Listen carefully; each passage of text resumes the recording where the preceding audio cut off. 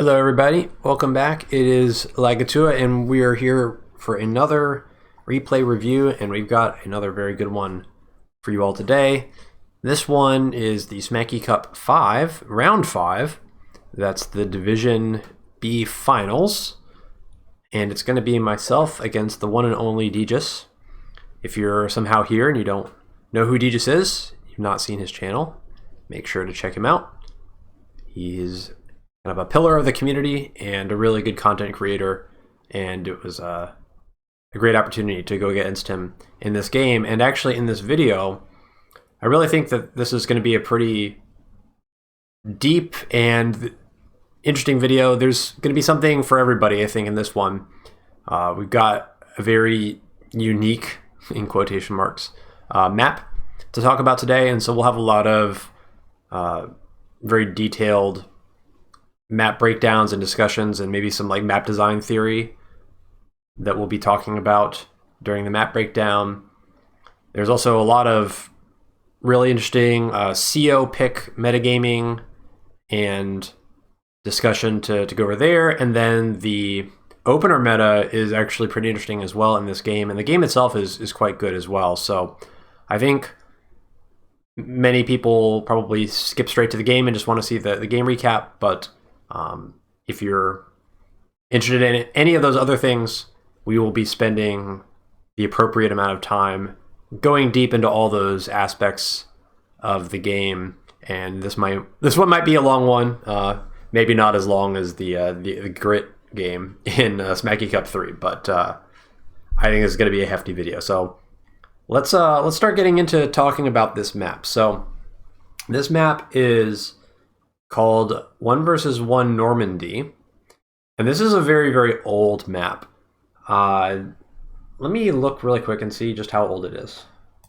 Okay, this map is from 2015, and so at the time of filming, that is over 10 years old, and that's pretty crazy. And this is a map made by WYJ, who is a pretty legendary map creator. Believe he was the creator of Stalingrad, which is probably one of the most iconic Advanced Wars by Web's maps ever made. And this map in many ways kind of embodies the style that is kind of embedded in all of his maps, where you have a single comm tower kind of in safe-ish territory, and then you've got like corner and empty middle. So that's kind of the foundation of the map. But if you just look at this map on its face, that's not really going to tell you a whole lot about how things end up playing out. And so we need to dig a little bit deeper to really understand what's going on here. So first of all, let's look at our bases.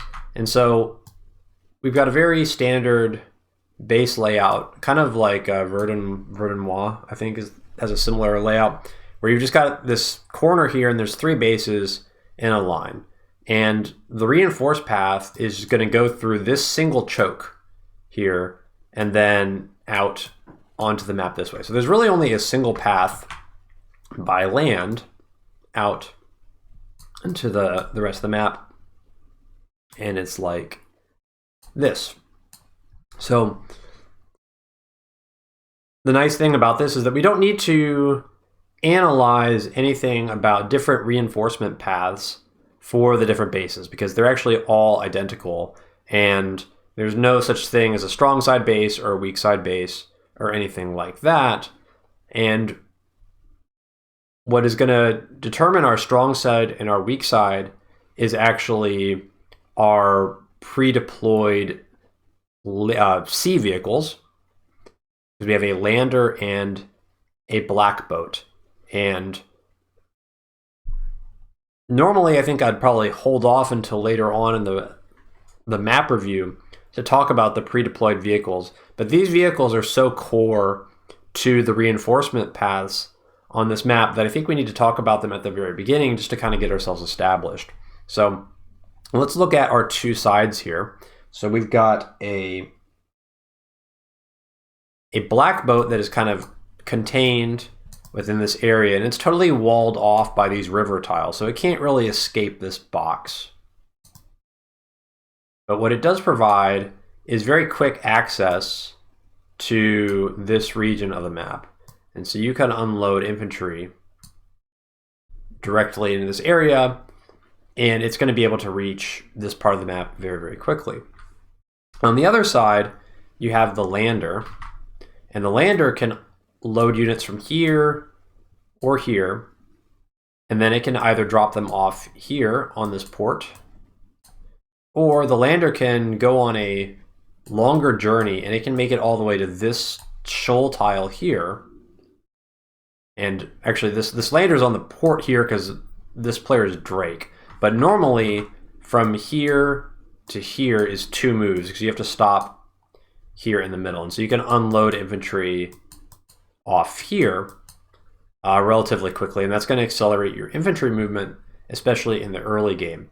However, this lander doesn't actually accelerate the vehicle movement all that much, because if you do some just basic calculations here, we've got a 1, 2, 3, 4, 5, 6, 1, 2, 3, 4, 5, 6. So this is your 2 move line.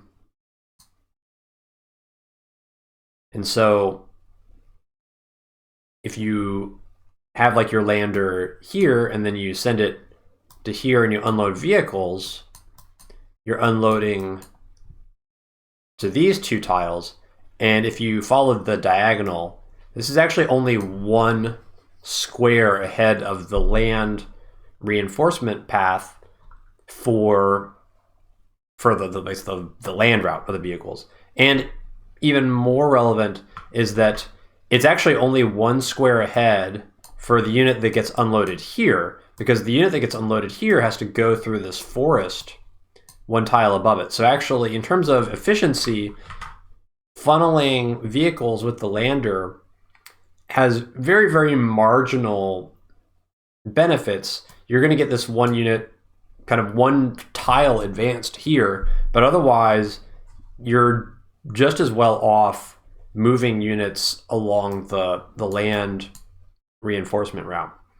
Another challenge with the lander with vehicles is that when you're reinforcing across this land route, you have the option on your second move to basically reach this pivot point here, or especially this pivot point here is kind of the relevant one, and or like along here. And then you can choose after 2 moves to either reinforce to this way or try to go over here to the weak side. But if you're loading vehicles into your lander, then there's really only one way it's going to go, and it's going to end up down here. And so you're basically committing them 2 turns in advance to this strong side.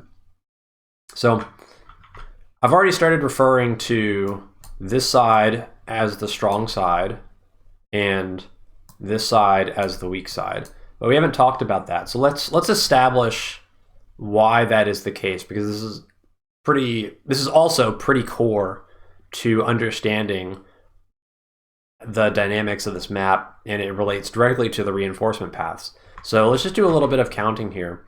So we already talked about going from 1, 2, 3, 4, 5, 6. So this is 1 tank move here. Then we got 1, 2, 3, 4, 5, 6. So this line here is 2 tank moves. And then if we continue on to the left side here, 3 tank moves basically gets you to this line of cities here. So this city and this city, and all the way down here. You can't quite make it into this forest, but this is your 3 move reinforce. However, if you want to start to go up to this area, then we're on this line here. So now we're looking at 1, 2, 3, 4, 5, 6, and then 1, and then anything beyond this line here, now we're looking at 4 already.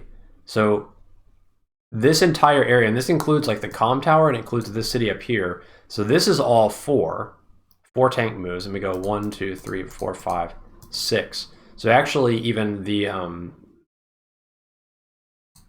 this comm tower and this property in the corner here, these are actually 5 tank moves away from your bases.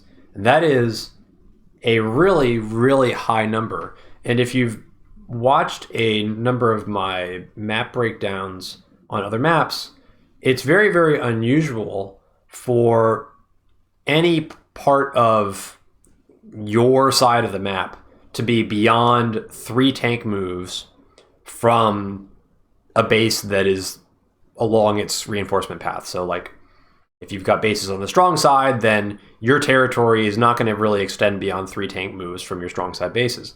But here, this comm tower here, this is clearly the bottom right player's comm tower, but this is actually, you know, right in between 4 and 5 tank moves away from vehicles. So in terms of pure reinforcement strength, this comm tower here in this city, these are all 4 tank moves from this side, and these are actually barely in the 5 tank move range. So that's kind of a weird and maybe a little bit unintuitive dynamic. And these numbers are really, really high. It's reinforcing this weak side area up here is very, very slow, and that's going to be really relevant in the later analysis of this map. And so already you can maybe start to have some intuition about how things are going to work, because you've got, with this black boat, you've got very, very fast infantry reinforcement to this area, and you can get to this comm tower and even this city very, very fast with just infantry. But if you want to get vehicles up there to support that, it's very, very punishing based on the map layout. So that's really the core reason why this ends up being weak side and the other side ends up being strong side. Your vehicle reinforcement is going to be much stronger to this area than it will be to the weak side, even though you get a lot of fast infantry to your weak side if you choose to commit them there. Okay, we're going to leave the ports alone for a little bit here, and we're going to focus on the airport next, because this is also directly relevant to what we were just talking about. So we've got an airport here in the very, very corner here. And the nice thing about this airport, amusingly, is for these bases here, these bases are 2 tiles in front of the airport. I think we can all see that. And then along our land reinforced route, we've got a forest here, and then we've got a forest here. And then after those forests, at least on the strong side, you are no longer obstructed. Or no, you don't have to be obstructed by anything else unless you want to be.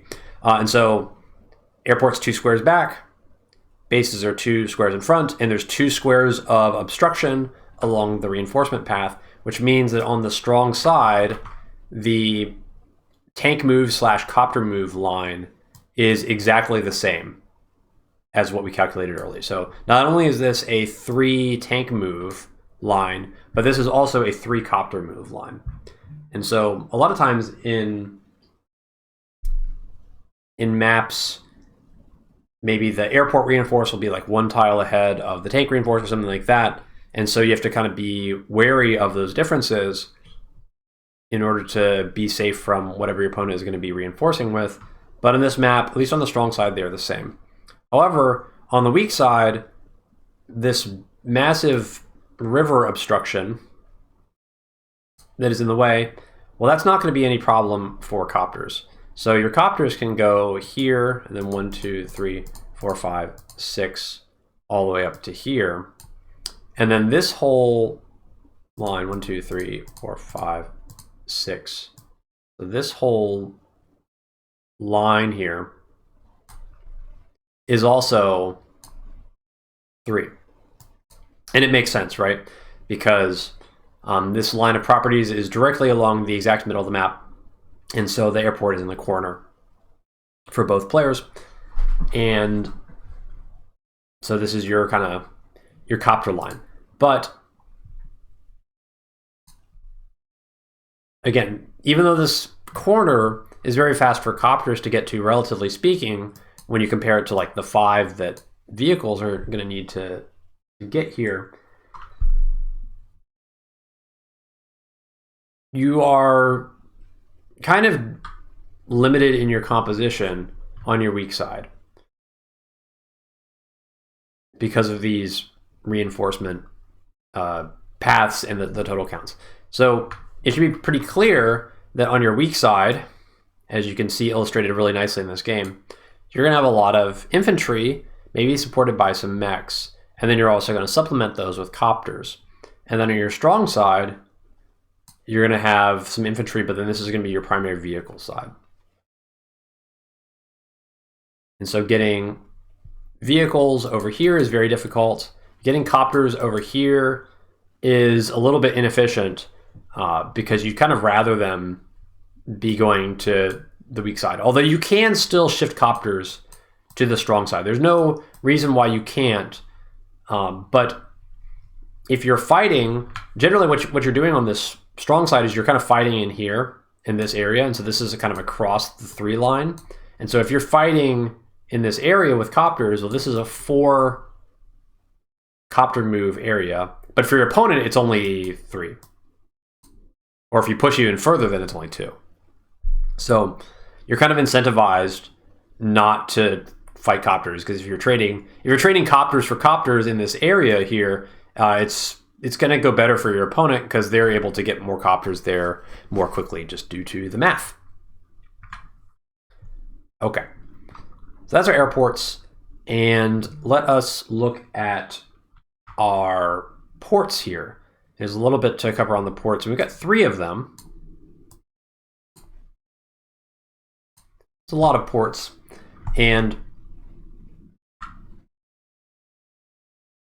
it is interesting here. You could this port is forward enough, and there's a lot of sea tiles here. So if you got crazy, you could push something like a battleship up in this area to assist with your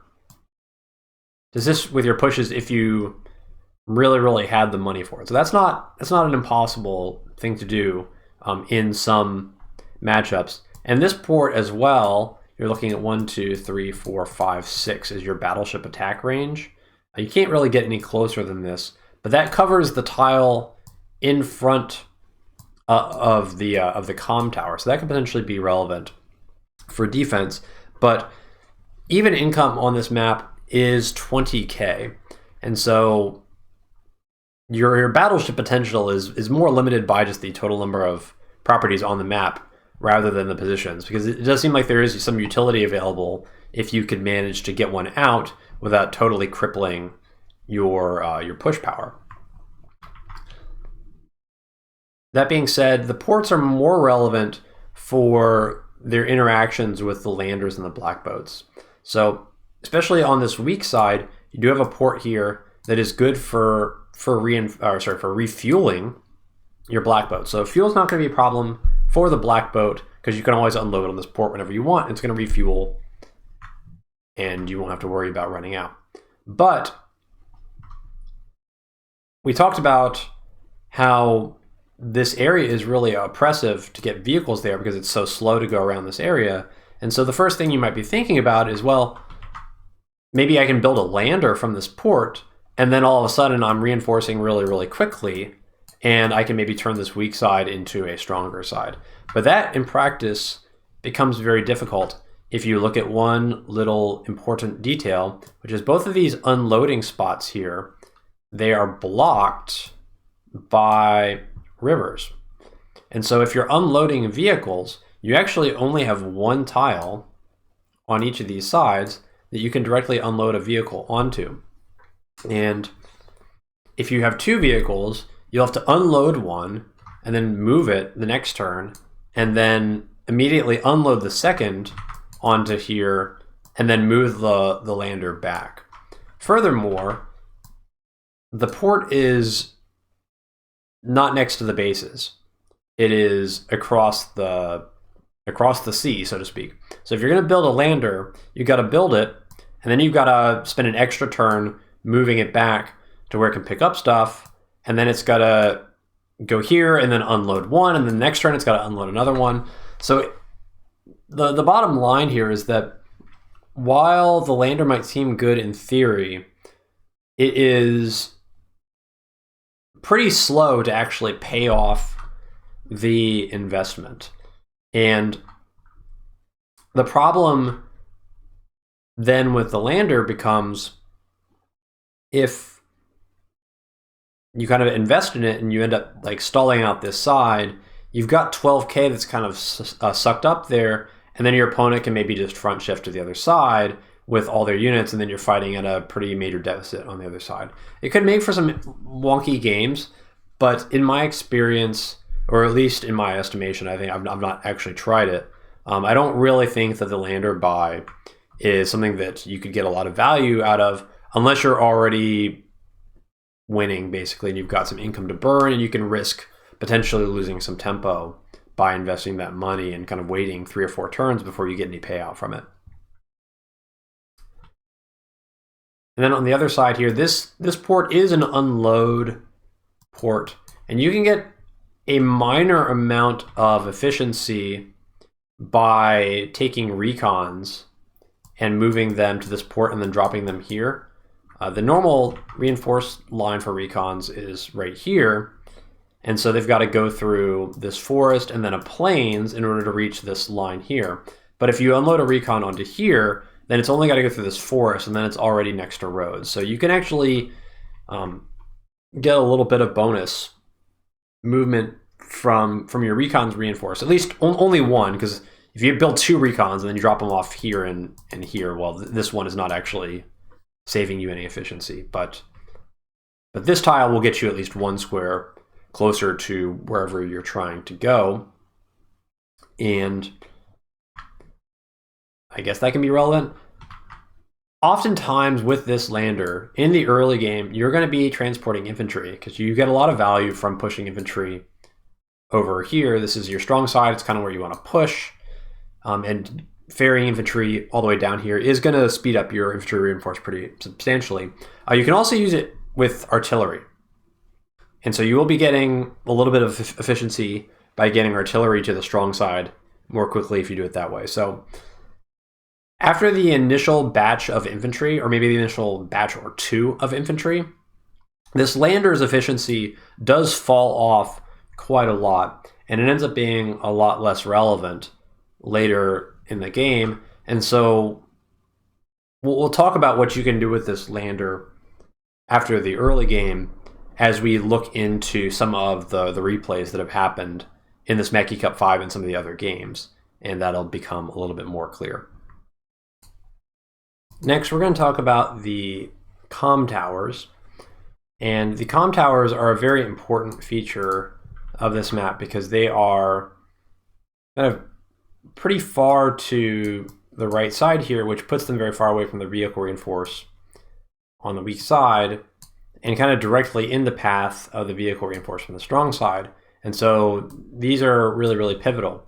And in order to understand a lot of the stuff that's going to happen later on in this video, looking at a number of different replays, you really need to understand how this comm tower plays out. So first of all, despite this comm tower being really, really exposed, there is basically no threat of the comm tower getting stolen or even denied by any CO, including Sturm, as long as you build and deploy your infantry appropriately.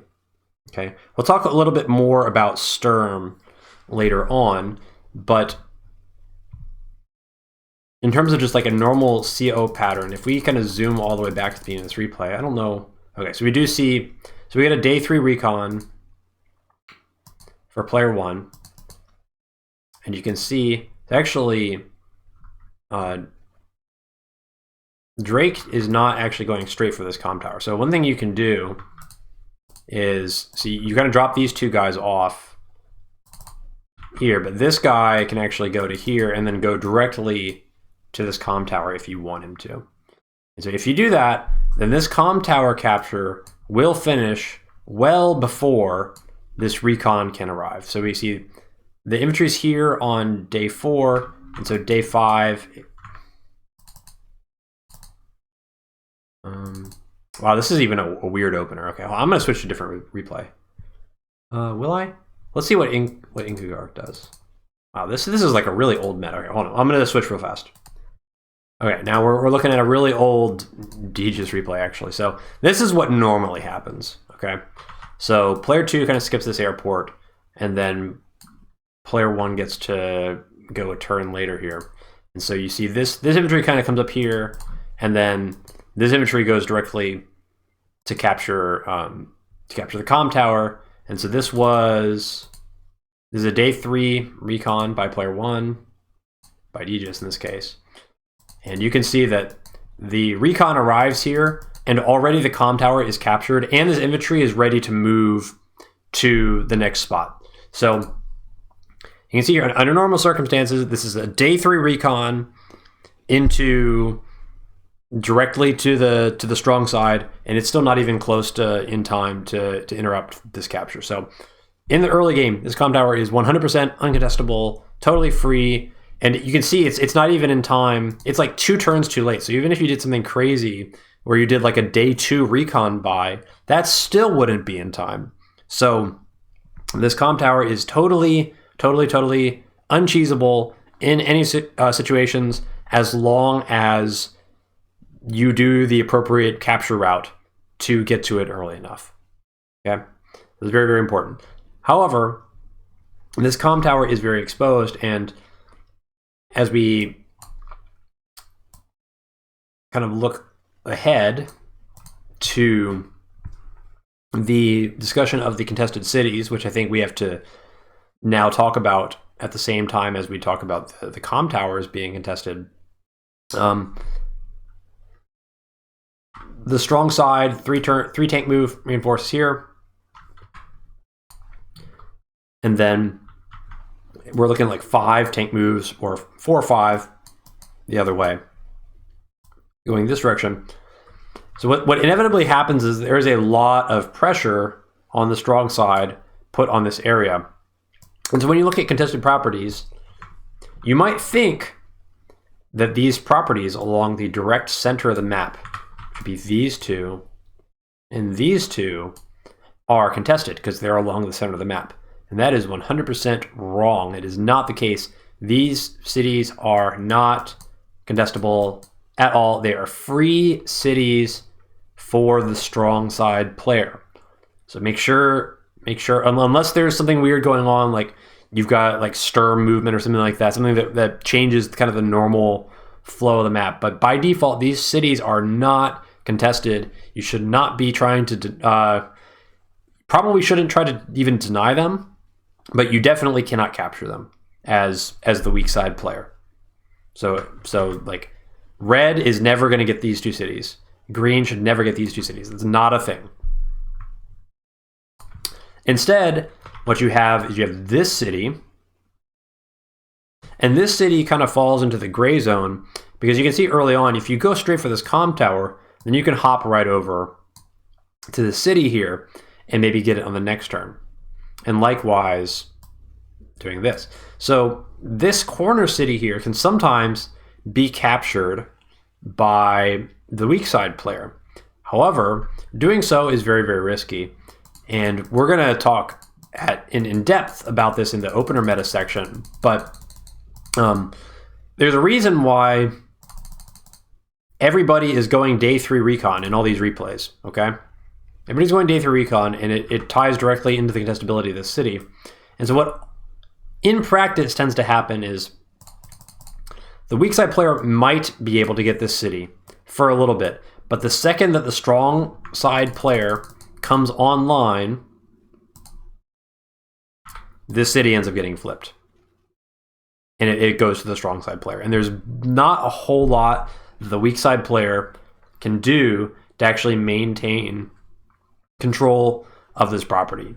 And once it flips, it's basically flipped for good, unless there's kind of like decisive change in the momentum of the game, fighting, things like that. But by default, this map basically splits like this.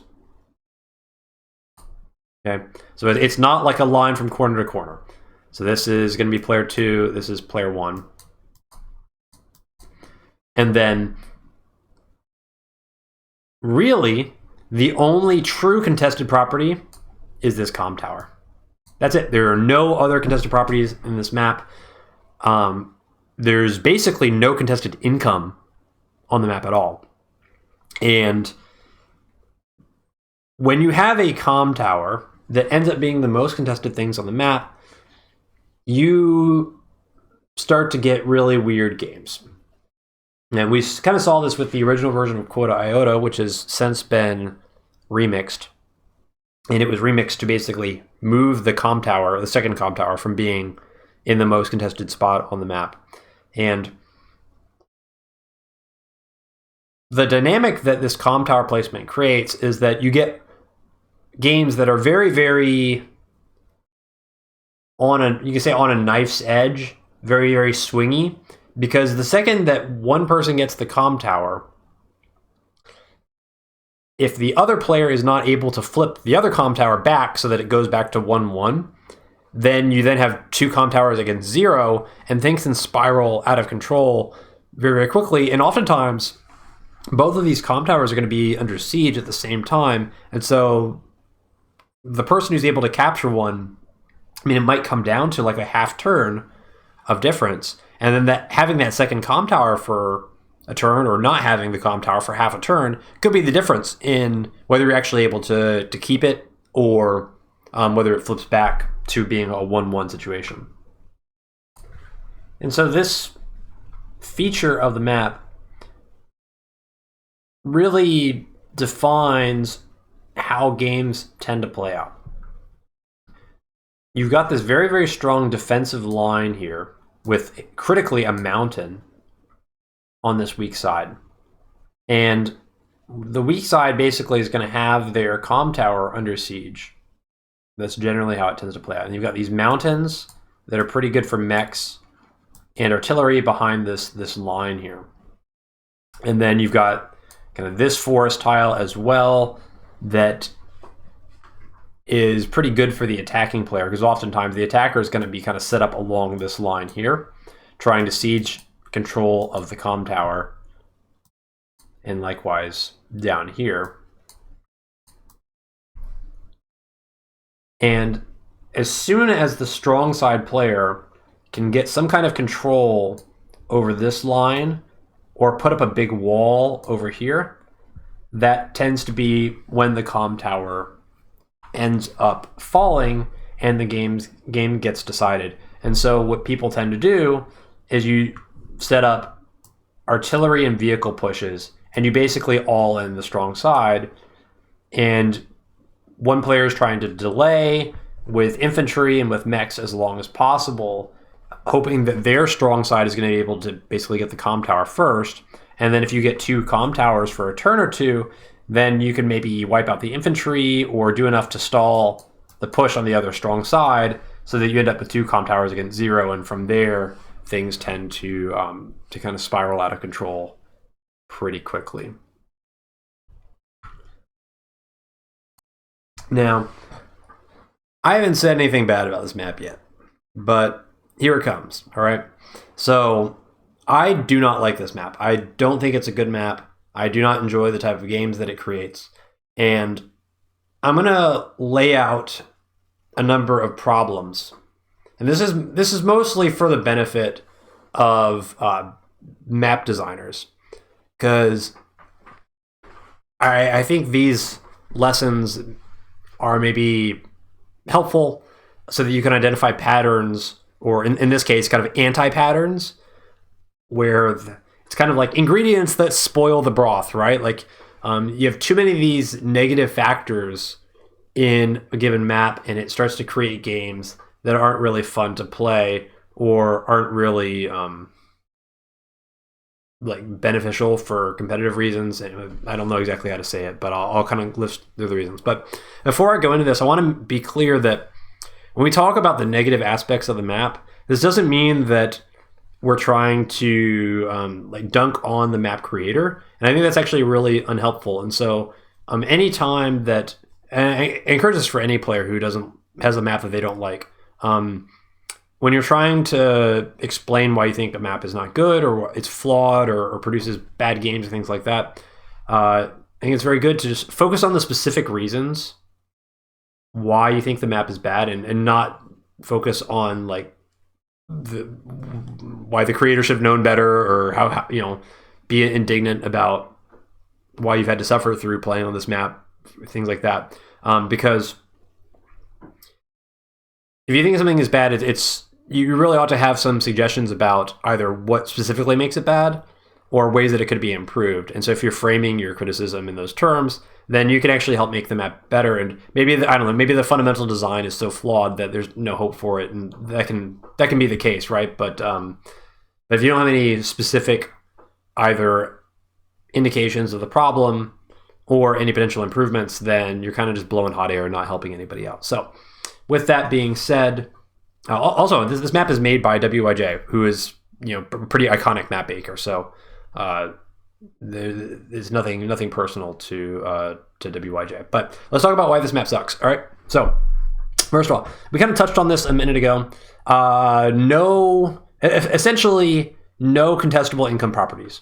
Okay, so this whole side here and this whole side here very, very clearly belongs to one player, and so you're basically fighting over a comm tower. So there's not really an easy way to end up ahead on income unless you have a very specific CO dynamic that alters the basic play of the map. And actually in this tournament match, it's a tier 1 matchup, and we're not going to talk about the COs quite yet, but tier 1 does have actually a lot of COs that do alter the base nature of, or some of the base dynamics of this map. So we actually will see that, and we'll actually talk about that a lot. But for example, like in a tier 4 game or a tier 3 game, for example, like the income on this map should always be basically splitting 20k 20k by about turn 11 or 12, and then if the income ever shifts beyond that, then it's probably because somebody's won the game already. So that's not super healthy. And additionally, the comm towers being the only contestable property leads to some really swingy games where really, really minor decisions can cause really, really huge outcomes. And that kind of feels a little bit unfair fundamentally. But let's not stop there. So another reason why this map is not great, in my opinion, is that all the fighting is going to happen like around here. If the players know what they're doing, then your fighting is going to be happening in here. And it basically is going to end up being 4 tank move areas, or potentially 5. 4 plus, right? 4 plus for both players. And when you start to get beyond 3 tank moves, the issue with this is that it starts to make your play no longer reactive, because it takes so long from the time that you see a new threat to the time that your response to that threat actually arrives at the fight, that it really breaks down your ability to be reactive in the game. And as a result, you're kind of making decisions in the dark, and the way the game goes is just kind of the natural progression of decisions that you've made pretty blindly. And it kind of makes it non-strategic in a way, because you're having to basically choose your deployment strategy without knowing a lot about what you're actually going to need in 4 turns. Because 4 turns it's so long in the future that so many decisions are going to be revealed to you about what your opponent has done in those 4 turns by the time that you're going to have to kind of live with the stuff that's showing up to help you fight. So it's a little bit non-strategic, and more than a little bit. Additionally, this weak side, because your vehicle reinforced to this weak side is so slow, this includes your recons. And so your only ability to have vision on this weak side ends up being an infantry on this mountain. And so realistically, you're almost never going to be able to see beyond this area here. And there's not really a whole lot you can do about it because committing recons to this weak side is so very, very slow to actually get them there. And additionally, you're sending recons to a side where your opponent is going to be sending a lot of tanks. So you're kind of crippling your strong side if you send recons to your weak side.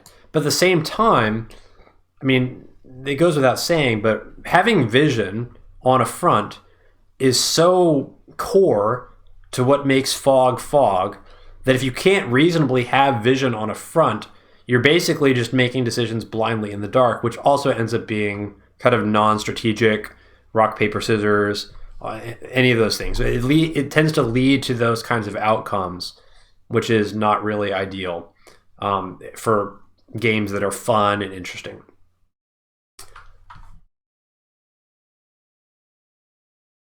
I think that kind of covers the core ideas here, but essentially it's the combination of long reinforced times, so you can't react to stuff, and you're kind of playing a game on rails that is dictated by decisions that you made a long time ago that aren't reactive to what your opponent can do. You have no vision on one of your key fronts, and so it's very hard to make good decisions when just like mechanically you can't have a lot of information about what your opponent is doing, and it's very hard to be reactive because you can't see and because it takes so long to get your responses to the front lines, that if you want to be successful in this map, basically you just kind of have to pick something strong and just like kind of all into it and hope that it works out. And then finally, because the contested property is the comm tower, things are really on a knife edge, and so you're, a difference of like a half turn of controlling an area has such a massive and potentially game-ending swing that I mean, it kind of all comes down to that. So non-reactive, low information, leading to all-in plays that have kind of outsized impacts. Very, very small differences could have very outsized impacts, and you're kind of playing your best and hoping that things work out, but I don't really think that it leads to a lot of really high-quality strategic games. But to be clear, this is not like the same category as Frostleaf, where Frostleaf was just a pure stall, where you're strategically incentivized to never attack, basically, because of the way the reinforcement patterns work. In this map, you are actually heavily incentivized to attack, but there's only really one objective, and everything kind of depends on being the first to get that objective. But you still then also have the very, very slow reinforcement times that Frostleaf had. So, and then I'll leave you with this as kind of the last aspect of the map breakdown. If I had to try and make some suggestions to fix this map, I think that maybe moving this comm tower back to one of these might be better, and at least have some sort of city to fight over, or maybe have this city moved forward a tile so that it's a little bit more exposed, and then you can fight over like these two properties, and then if you win those two properties, then you've got like a 4K income advantage. That might be a better way to do it. If you wanted to go really, really crazy, I might even consider swapping the lander and the black boat. I haven't really thought through all the implications of that, but that would be a pretty dramatic change to the map that might make things play out differently. And this lander is kind of already gimped because you can only unload one vehicle at a time due to this terrain here. So that might, but that changing the lander to the black boat would have really, really dramatic downstream impacts on what is contested and things like that. But that's kind of what I would start with if I was going to play around with trying to make a better version of this map. All right. I think I've said everything I want to say about this map so far. Let's talk about the CO picks, because we are playing a tier 1 matchup, and the CO breakdown for this tier is pretty interesting. So let's get into it. So I alluded to this earlier. Let's talk about Sturm for a second. So Sturm is available to be picked in this map, and the key thing here that we need to establish before we talk about the tier 1 COs anymore is, can Sturm actually deny the comm tower, right? Because if Sturm can deny the comm tower, then that changes things pretty substantially. So in this game, this is a very old game, and I think this is just kind of a thought experiment. And we've got Reimer and Kant Bay, and we've got a Sturm that is going to be going for a day 2 recon as player 1, and let's see if they can deny Javier this tower. Okay, so let's see what happens here. So first off, you go straight from the comm tower. Even you can still get there, and Sturm can't block it, so that's good to know. And then Sturm is going straight for their comm tower too. So by the time that this attack goes off, Sturm now has 1 comm tower, and so you get the attack here.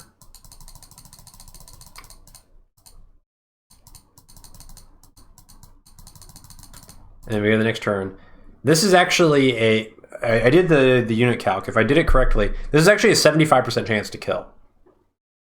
So Sturm was very unlucky not to be able to fully deny this tower, and we see what happens next turn. Basically, join caps, and then the tower gets capped from there. But if that was actually a 75% chance to kill, then that's not something that Javier can rely on. So can we make the conclusion that Javier can actually get this tower denied, which obviously would make Sturm pretty strong? And the answer is no, because what we see here is that Javier doesn't actually take the most safe line. And if you're playing against Sturm, what you need to do is you need to take this infantry here and you need to put him in the forest instead of finishing that capture. And then if the recon doesn't show up, then you can send him off to capture something. But the infantry could be here, and then you capture it, and then it gets knocked down to 6, and then you take the infantry, which is here now instead of here, and you join cap it on the infantry. It goes back up to 10, and then you're guaranteed to get the cap through next turn. So don't be fooled by this replay where Sturm loses the roll here and think that Sturm got unlucky. If you're playing against a Sturm, you have to just know that there's a possibility of the day 2 recon, and if your tower is that critical to you, like it would be for Javier, then you need to play appropriately to be able to prevent that infantry from dying and not be as greedy with this guy. So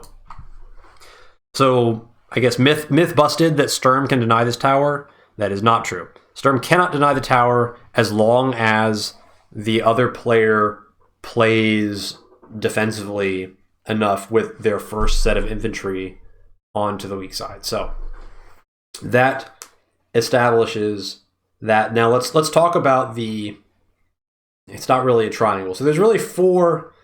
Well, let's list out our COs, right? So we got Sturm, we got Javier, we got Sasha, we got Hawk, and we got Von Bolt. That's 5 COs. That's a lot to talk about. So let's start with Von Bolt. Von Bolt is pretty heavily downgraded on this map because of a couple of reasons. One is that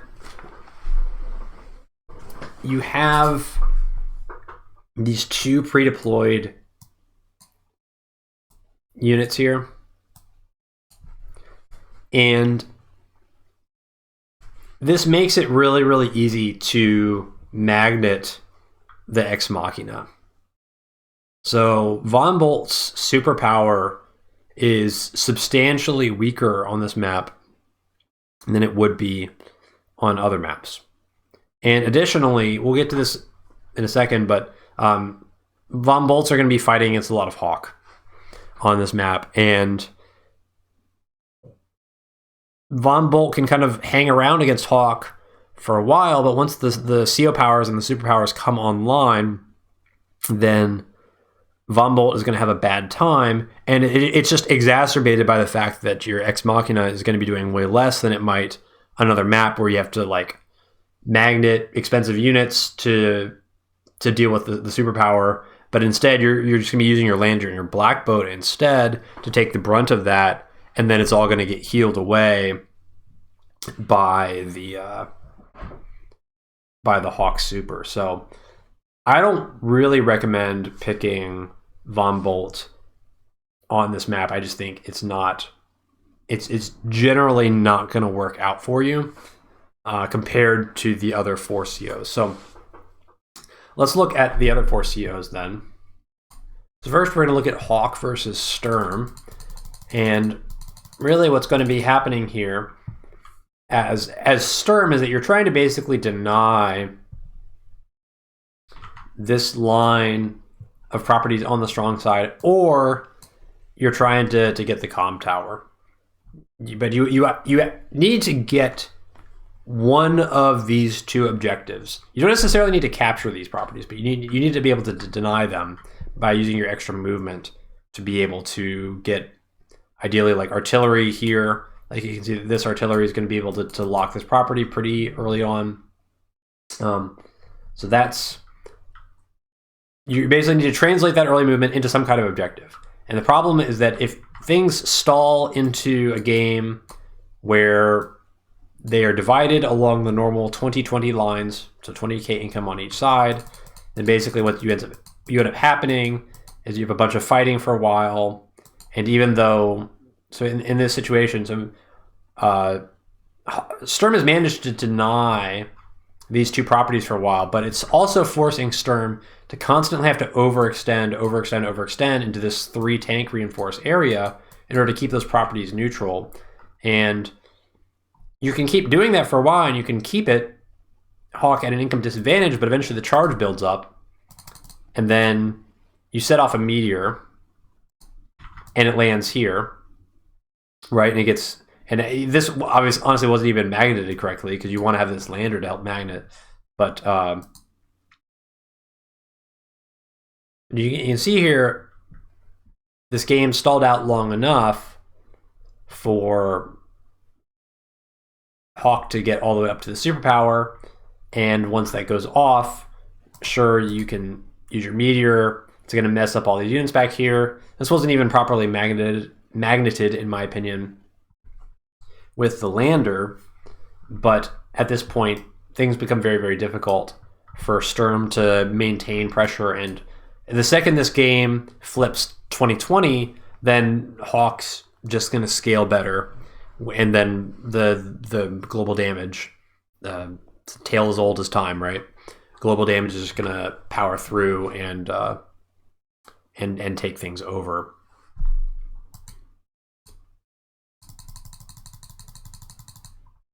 Yeah. And it's very challenging as Sturm to be able to push this line, because the way you push that line is with a lot of copters, because that's your best reinforcement to this area. But you don't really want a lot of copters as Sturm because you're not benefiting from that defense. Sturm copters are still going to be dying, usually in one shot, to anti-airs, and so that's not really the way you want to play.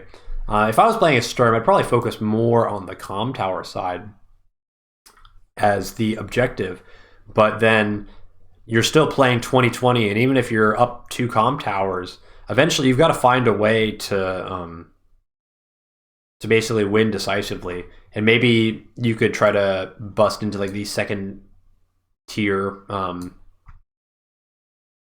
cities and try to get an income advantage that way if you're able to like totally dominate the strong side that way. But it's very, very challenging, and you're on that timer, and as soon as Hawk lives long enough and trades enough stuff to get up to super, then it's going to be a real tough time. So in my opinion, Sturm is a little bit weaker than Hawk, and I didn't show it in this game, but I think Sturm is actually very bad against Javier, because one, we established you can't deny the tower if Javier knows what he's doing, but also Javier has the base defense against ranged attacks, and oftentimes Sturm games end up with a lot of ranged units. And so Sturm fighting into increased defense with a power that gets magneted easily, and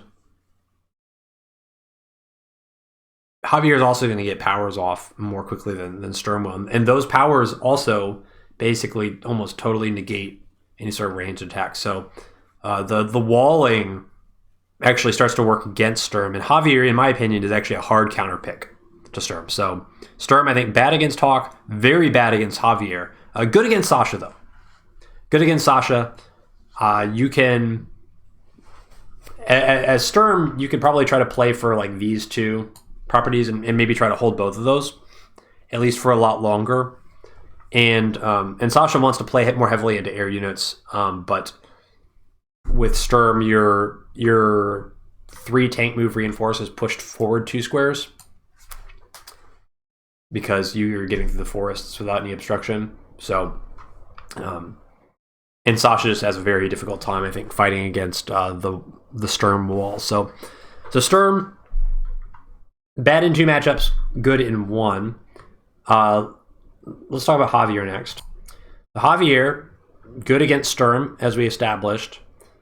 And against Hawk, I actually think Javier is disadvantaged against Hawk, kind of for similar reasons as Hawk, or as Sturm being disadvantaged against Hawk, which is if things go 20-20 in terms of income, and the map splits evenly, and nothing happens, that eventually Hawk is going to get superpower and global damage and is just going to grind you down, and that's kind of the end of things. So Javier is on a timer against Hawk, but Javier does have the advantage of that ranged attack, extra defense, and that's very important on this map because the comm tower pushes almost always are accompanied by artillery on the attacking side, and frankly, artillery on the defensive side. But as Hawk, it's not very easy to build artillery against a Javier push because Javier is going to be strong against that, and his infantry get on the comm tower, and your artillery is barely doing any damage to hold that down. So I think Javier against Hawk has to play very, very aggressively and try to set up a lot of infantry fighting, especially on the strong side, utilizing the defense bonus that Javier gets. And now in this game, we see Jack Lehman use the lander offensively to help with the wall here next turn, which is really, I think, a really cool strategy. And I think this is maybe the first time that I saw this. I don't know if anybody else has done this in the past, but I think everybody took note of this when we saw it. And so it basically creates this big wall here. And you can see this is the comm tower flips. This is like kind of the natural progression of this game where Hawk pushing really aggressively, trying to control this area, and somebody's going to win this race, right? Somebody has to win this race. And what happens, so now look at this wall. This seems really, really strong for Hawk, but this is really, really strong for Javier. And now the comm tower flips. And because Javier's comm tower flips a half turn ahead of this one flipping, now Javier is 20-20. And so now, as long as Javier can reach this infantry,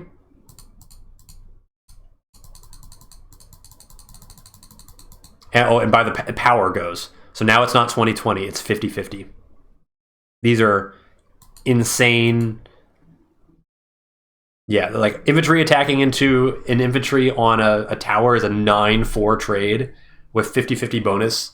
I think it's like Hachi. It's like Hachi infantry with the CO power. So anyway, Javier hits this crazy timing where if this had been a half turn the other way, this CO power would have done nothing because it's doubling your comm tower bonuses, and the double of 0 is 0. So you see this is kind of exemplifying the match being on a knife's edge. But in this case, Javier wins the timing, gets the comm tower, and Hawk's powers are not online yet, and the game basically ends. But in my opinion, I still think this is slightly favored to Hawk because Javier is on a timer to make something happen. And as Hawk, if you know that Javier is on a timer and you just play in a way that runs out the timer for from the very beginning, and you just try to survive this onslaught very deliberately and kind kind of have an expectation of what's going to come, then I think it's pretty easy to run out the clock and then get to your global damage, and then you're going to be able to to win the game through attrition. And then lastly, we have Sasha. Sasha, bad against Sturm, and in my opinion, a little bit bad against Javier. I'd say Javier is stronger than Sasha by a little bit, at least in my opinion. And the reason for that is that Sasha is dealing with all the same damage math that a tier 2 CO is using against Von Bolt in new tier 2, if you're familiar with those concepts. But the bottom line there is recons plus infantry do not kill Javier infantry on cities. I don't even know if it's a roll. It may be like a really, really low roll. It's like 10 or 20% or less. So Javier is basically immune to Sasha recon harass. And even then, a Sasha tank plus an infantry is barely better than 50% to kill a Javier infantry on a city. So Javier's terrain bonuses are really, really, really oppressive against Sasha. Additionally, because Javier only has to get up to three bars of charge in order to get that CO power off, Sasha's time window to basically lock Javier out of his CO power is a lot smaller than some of the other COs. Specifically, any of the other COs, right? Because they're all like full 9-bar charge COs for Hawk and for Von Bolt and for Sturm. So Sasha's CO power is going to go a lot further against those COs than it would against Javier. But Sasha does get the extra money. But Sasha is great against Hawk. Great against Hawk. This map is a 20k income map, and that's right in the middle of the income range where Sasha is really, really strong, because Sasha, with the extra, basically, if you split map 2020, Sasha's going to get up to 22k of income per turn, and that's right at the line where Sasha can more easily afford these 22k tech units like bombers and like neo tanks, because you can easily save for like 24k to buy, or 25k to buy like a bomber and 3 infantry, or buy a neo tank and 2 infantry. It's a lot easier for you to get there without having to bank too much. And then you've got this long time window where you're going to get 3 or 4 COP off before your opponent's going to end up getting any sort of powers off. And that, combined with the extra money, is going to become a pretty substantial threat to win the comm tower race or exert pressure on the board through other means by just having more stuff or putting pressure on the side contested property, things like that. So to summarize, here's how I see the interactions between the COs. So Hawk, pretty bad against Sasha, good against everybody else. Sasha, really good against Hawk, pretty bad against everybody else. Maybe slightly bad against Javier, really bad against Sturm. Javier, basically a Sturm counter pick. Decent against Sasha, bad against Hawk. And and that covers them all, right, by process of elimination. So, and then Von Bolt's kind of just downgraded due to the pre-deployed landing units, pre-deployed transports. So that's how I see the COs break down. We're gonna mosey over to the game, the actual game-ish, but we need to cover actually some things about the opening meta before we get into it too much. But let me switch over first.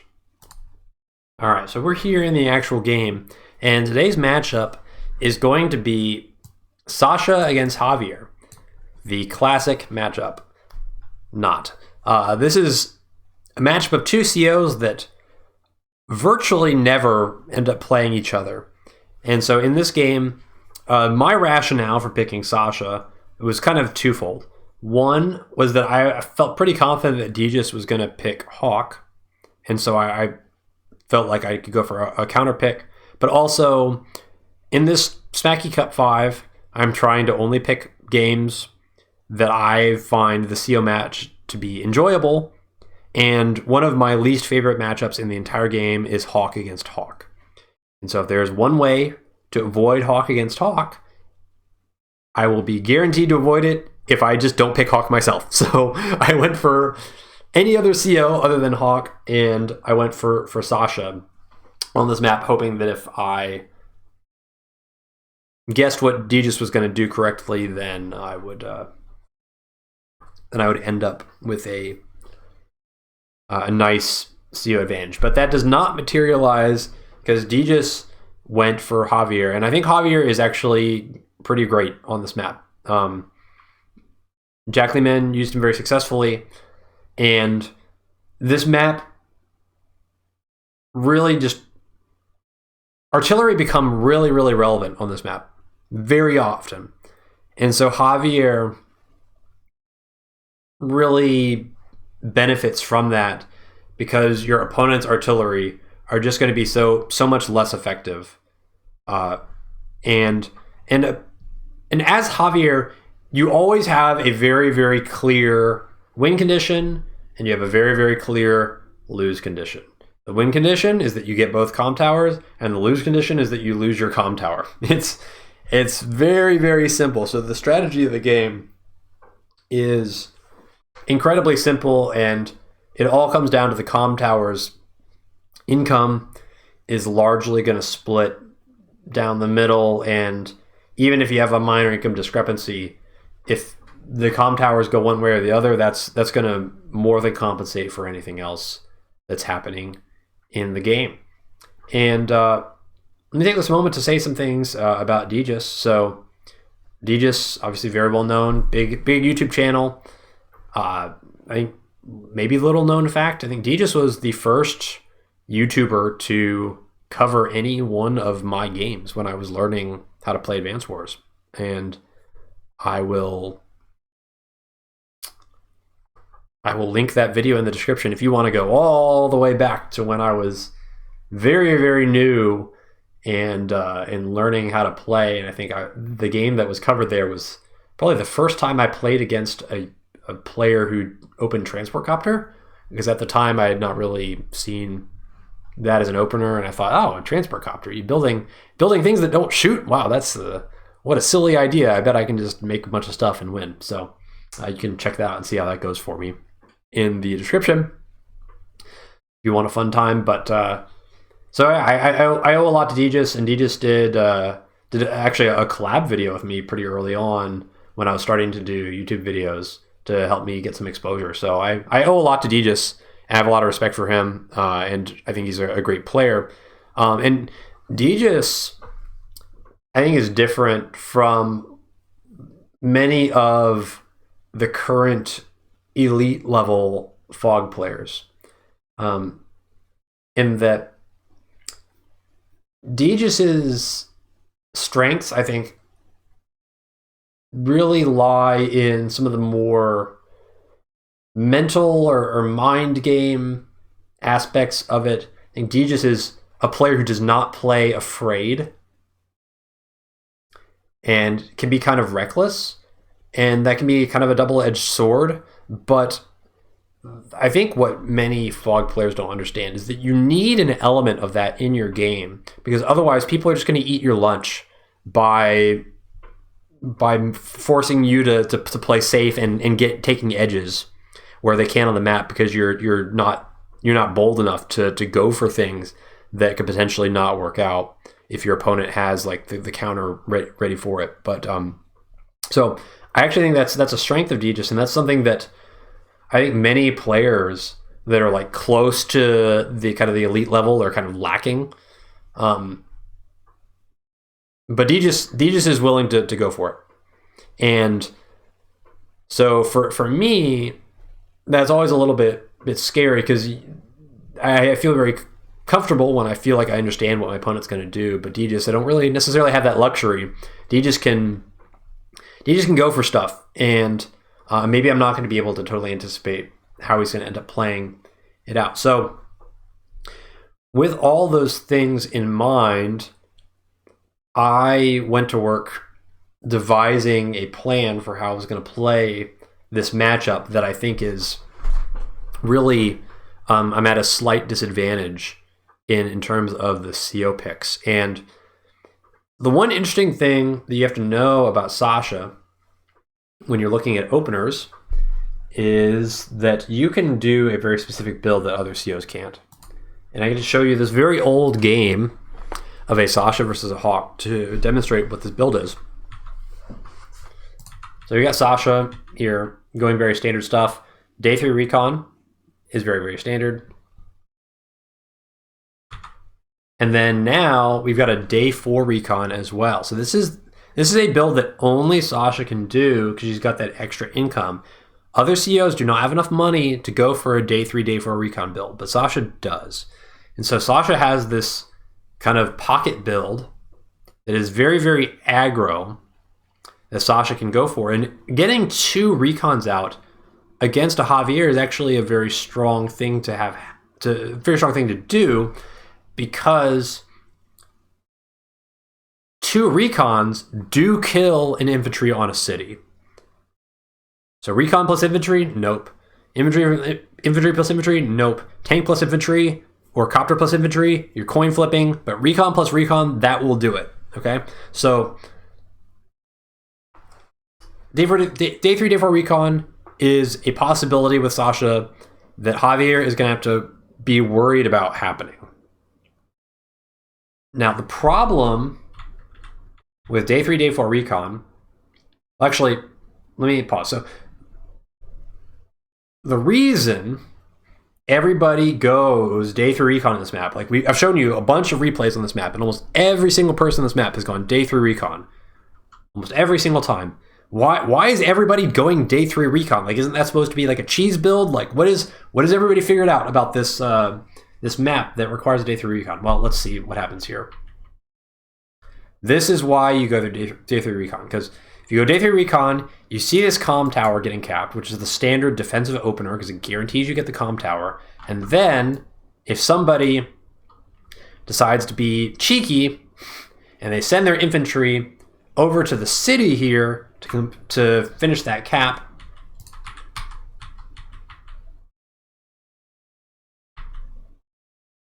you interrupt that and you punish the greedy play, and now this infantry is going to die.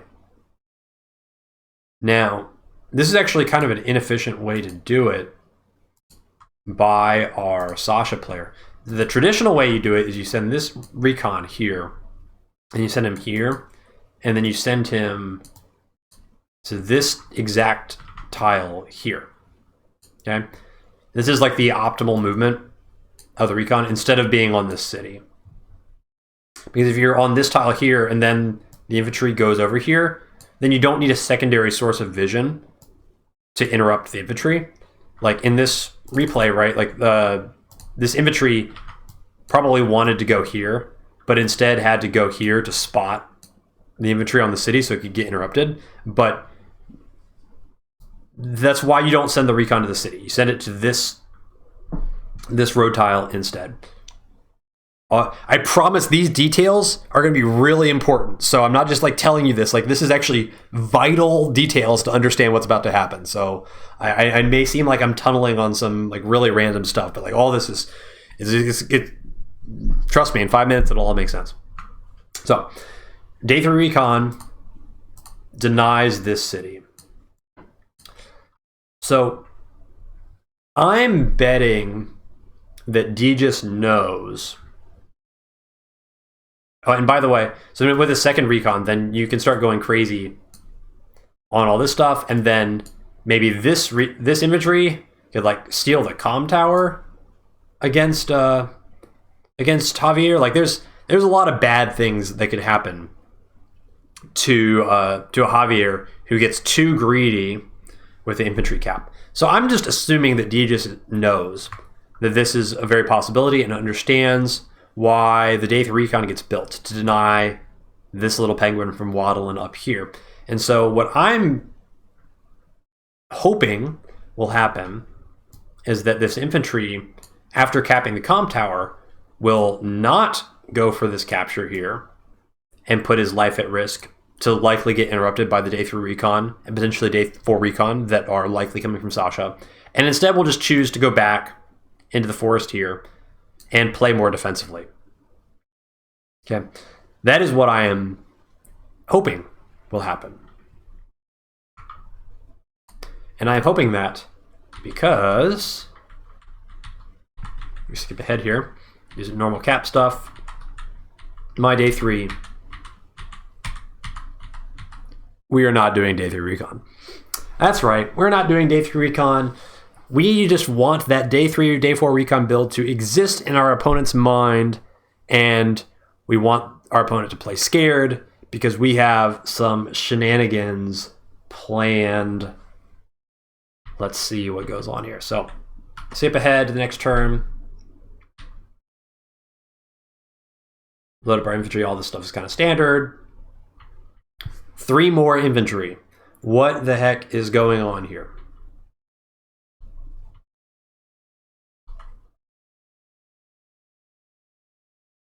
Standard cap stuff. So we're going to go for these 2 cities here. And these are like kind of the most 2 contested things on the weak side generally that you would often go for. So getting them right away reduces your vulnerability to harass. That being said, I'm not really worried about getting harassed on my weak side. I've got a plan to deal with that, but I need this infantry here for a separate reason. And we'll talk about that. We'll get there in a second. So I've saved up all this money. I've got almost 12,000 funds by day 5.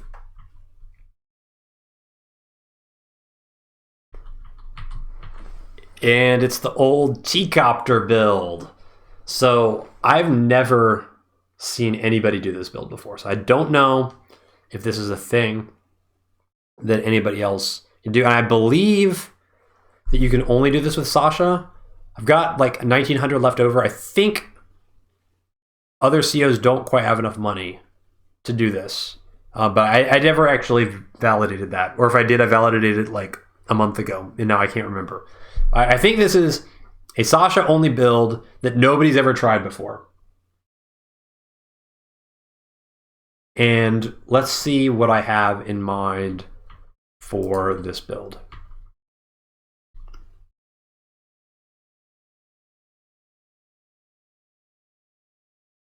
So this build, this is not a greed build.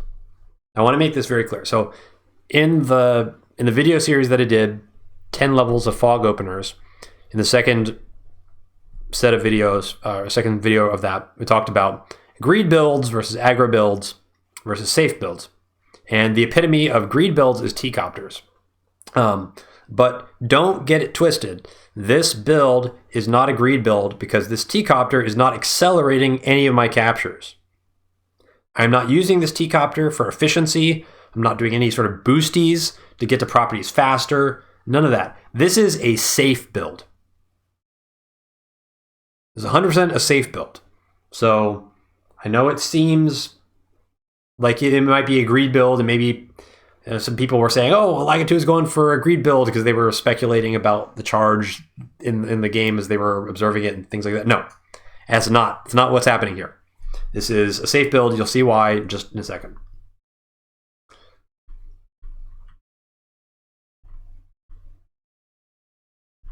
And now I follow it up with a recon, and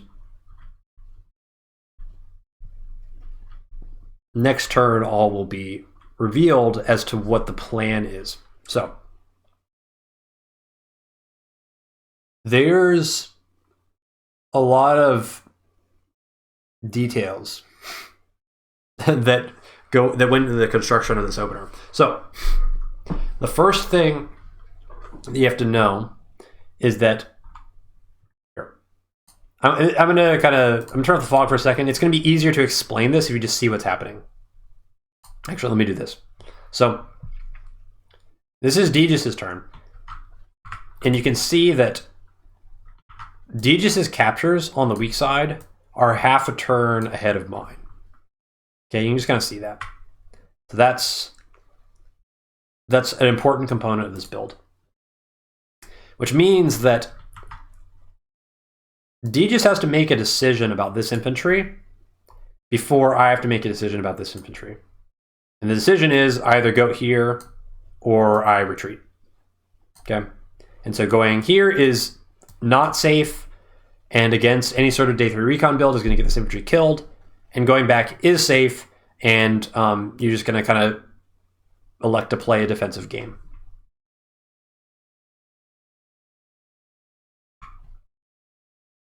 And so D just ends up moving back here.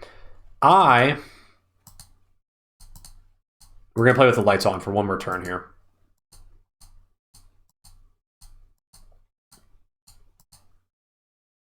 I am electing to steal this property. And normally, you go for this property if you think your opponent has not gone day 3 recon. Because if they don't go day 3 recon, then they're not going to have the vision in time to basically interrupt this. And so you can get it for free. You may not be able to hold it later on, but you can at least capture it. And it's pretty efficient because you get this comm tower and then you immediately go into this capture. But I want to have my cake and eat it too, because actually this is not a greedy capture. This is a trap. This is a trap, and if a recon shows up and interrupts this, a day 3 recon interrupts this capture, it is likely going to get killed by this mech that I've t-coptered in position here. Okay, so this is the trap, but there's a lot of details about why this has to be set up exactly like this. Like every single piece of this has to be a certain way in order for this to work right. So first of all, this infantry has to go to this square here. It's a very random thing for me to do.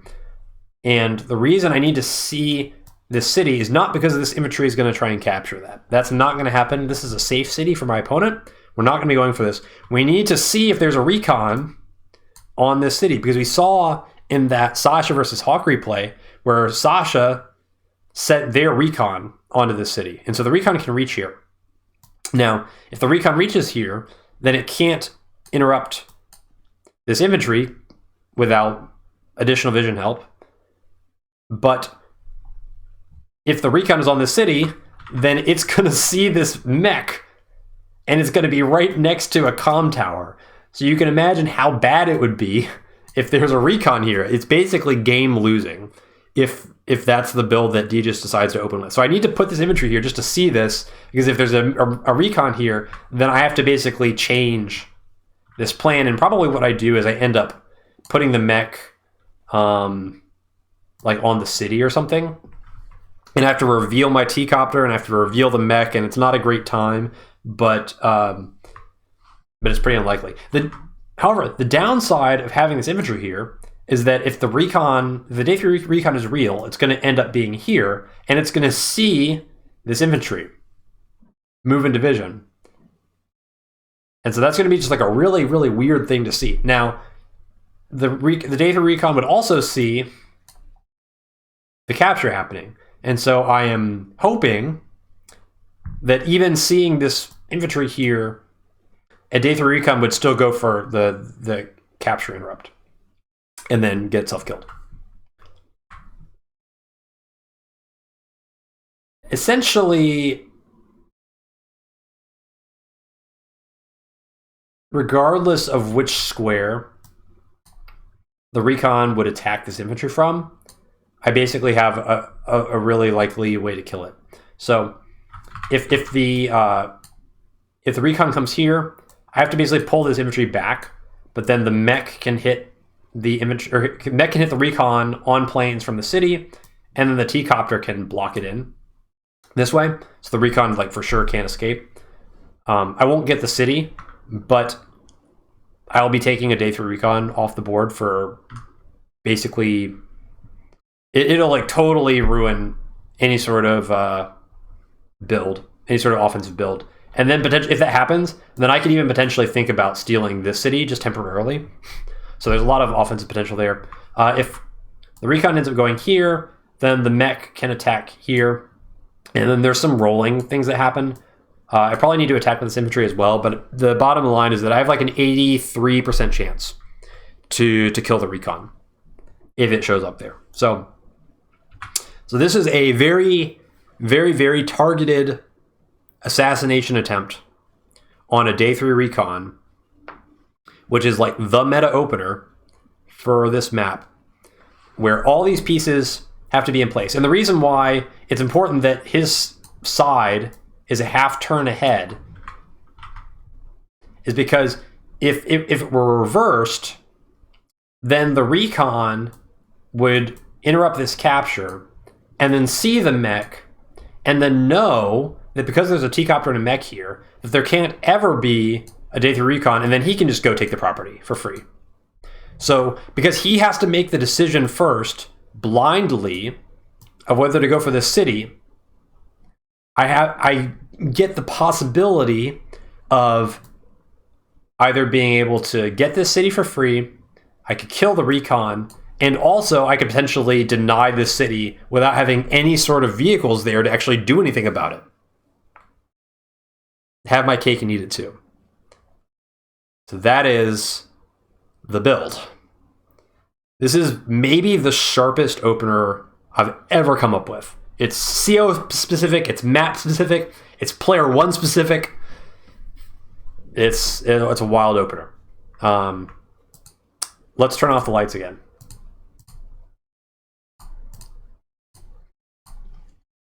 So man, I worked really hard to make this opener. Day 7.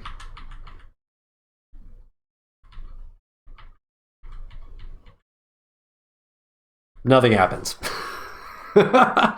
Nothing happens. Okay, well, it's actually not great. Having nothing happen is not that amazing. So the good news is I will get this city, but now I have to worry that my opponent, the D just like went for this city and was greedy. And if he gets an infantry on this city, like Sasha is very, very bad at removing infantry from cities. And I've got no recon, so like maybe D just went for this city and tried to steal this one. Like if the infantry gets on the city, I can't clear it off with like a recon and an infantry. I'm gonna need another infantry attack. So that like there's lots of potential scary situations now that I can see on my weak side where D just could have been more aggressive with the captures and leaned into that +10 defense to give me a hard time. But at the very least, we send an infantry in here. We see these cities are empty. That's really, really good. But we're not going to be able to get to see about this city for a little while longer. And actually, this is pretty awkward for me because now I've got a mech and a t-copter, and like can't really do that much. But I can at least boost the infantry onto the mountain to see what's going on here, and we don't see any recons, and a recon here cannot see the mech. So we can be pretty confident that our mech is not going to get spotted.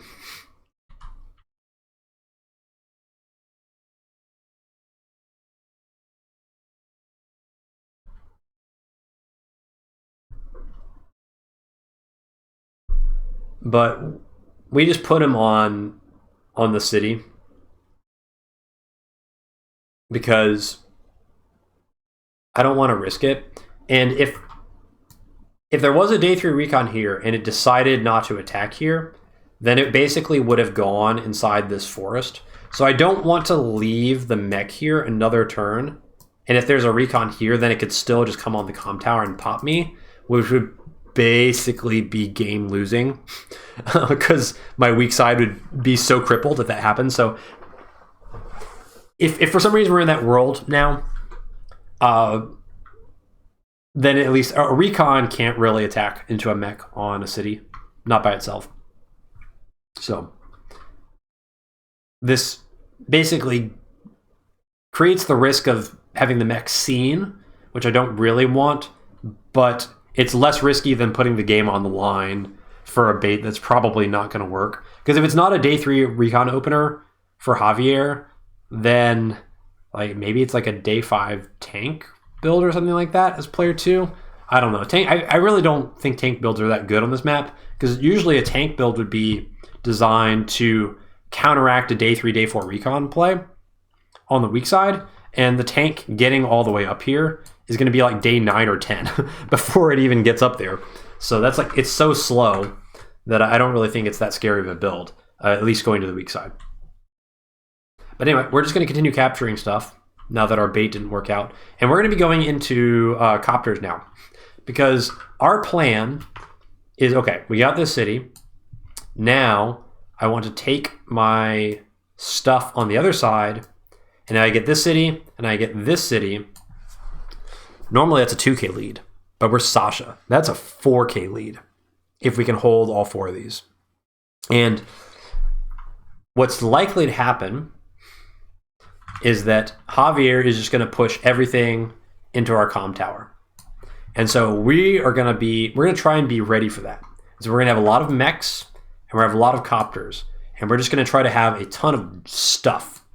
And the scary thing for Sasha against Javier is infantry fighting, because the extra plus 10% defense is really, it really makes infantry fighting very, very difficult. And the way we're going to compensate for that is by having so many air units that we have extra infantry, and it's just playing a numbers game. We don't necessarily need to win the fight. We just need to trade enough infantry that eventually the infantry run out. And then after the initial burst of infantry all arrive here, if we can just survive that, getting more infantry from here all the way to here is insanely slow. And his army may crush my army, but if there's no infantry to capture my comm tower, then the win condition for Javier is gone. So that is the game plan, finally revealed now.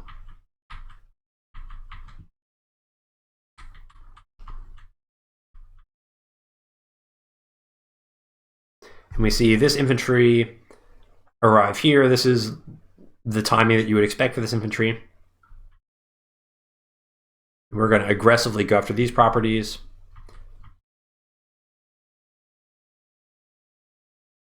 And I'm so happy to see this uncaptured. I was going to be really mad if Djus just had gone for it, decided to play risky with the captures, but no. Djus, very, very respectful play by Djus, respecting the possibility of the day 3, day 4 recon build, and not going for this greedy capture. And now it's too late. And so now it seems likely that I'm going to end up with this income lead, even without any fighting.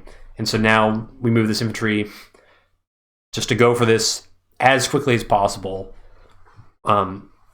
We want to get this property before Djus realizes that we've duped him and that we didn't actually have a way to deny this. We want to pretend like we're strong and that, like, wow, you better defend your comm tower with all these mechs.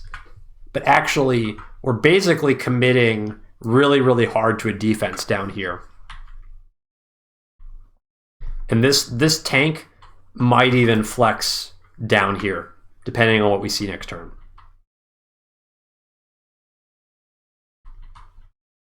Now we need an anti-air. You want anti-airs on your strong side. Anti-airs are really, really good against pretty much every unit that your opponent is going to defend their weak side with. It's good against mechs, and it's good against copters. And those are the two primary threats to your push on the strong side. So you want to have a lot of anti-airs. And the idea here is that maybe this anti-air and this recon later on will do some sort of push here, while everything else is sent down to the weak side. And we're going to end up maybe with like a 4K income lead. And we're just hoping that we've got enough numbers that we can stall out the push. And then if we stall out the push and we're still at 4K, then we pretty much win the game.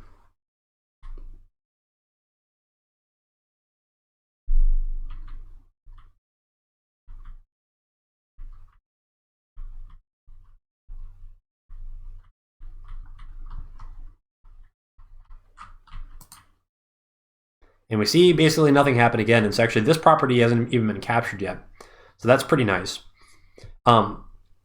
Additionally, this infantry is probably going to go for this city next turn. That's why we needed the copter. This copter is going to be ready, and if D just goes for this capture, we're going to get a copter plus an infantry to potentially deny this capture attempt, and that's going to extend the length of time where we're up 4K now that we're going for the city. So we moved the recon in here, but we moved it in a way that it's going to go into this forest here and see the city without being seen itself. So all this movement has been deliberately designed to just not reveal anything.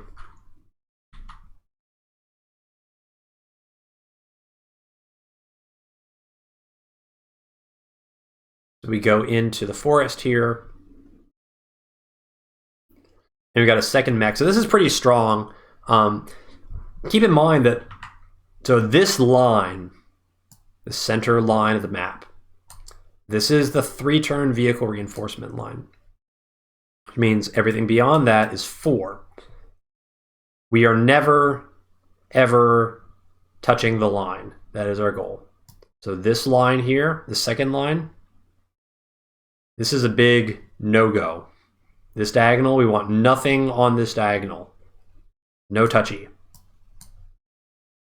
And we're just going to try and fight along this diagonal and try to kill as many infantry as we can.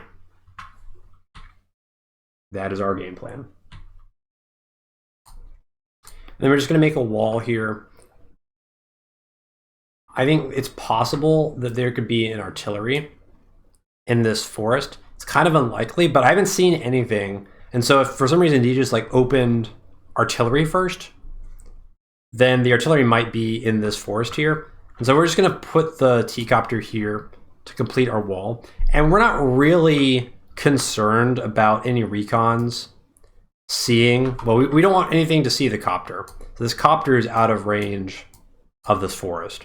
But all the other stuff, like the fact that we open t-copter, it doesn't really matter anymore. We don't really need to hide the fact, because we see all this stuff. We see so little back here that it's like very clear that he just wants to play super defensive on the weak side and is playing really far back. So it kind of seems like this capture is going to go through, and we kind of don't need to pretend like we're really strong anymore on the strong side, because basically everything is split according to how it's normally going to split by this point.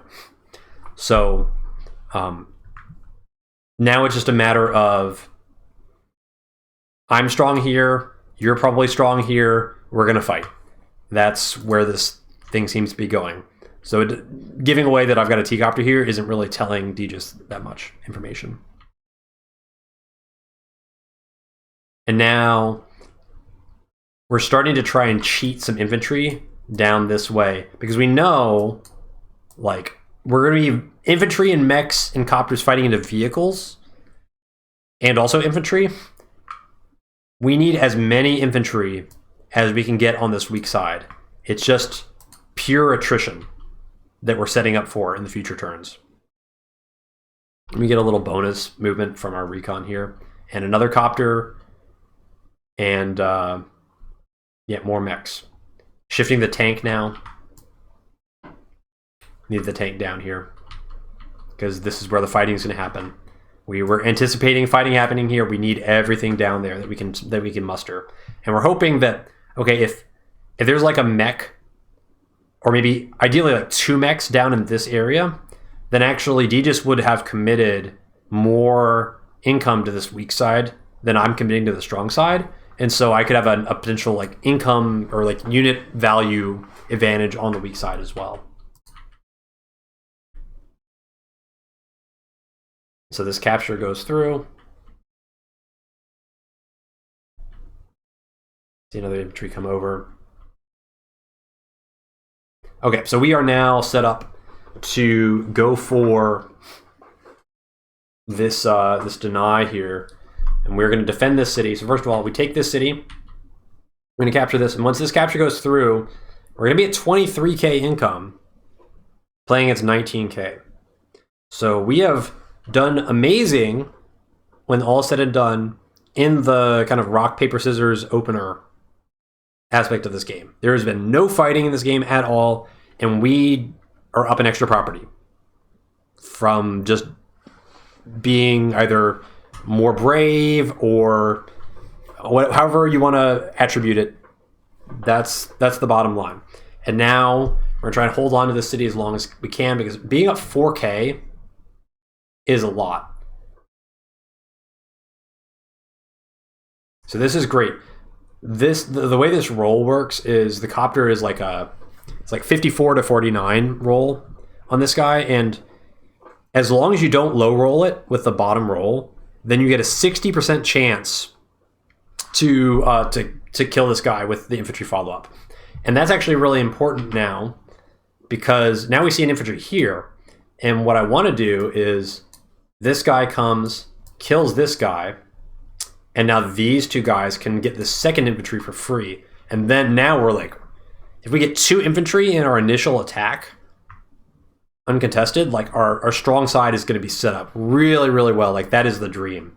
So now this is a 60% roll. Yeah, obviously. That was never going to happen. 60% might as well be 0 for me. This sucks now, because now I have to use a 3rd infantry to remove this guy. That's the power of Javier, but it's just really unlucky. But the nice thing is this copter is in the corner. Well, we got to move some other stuff first.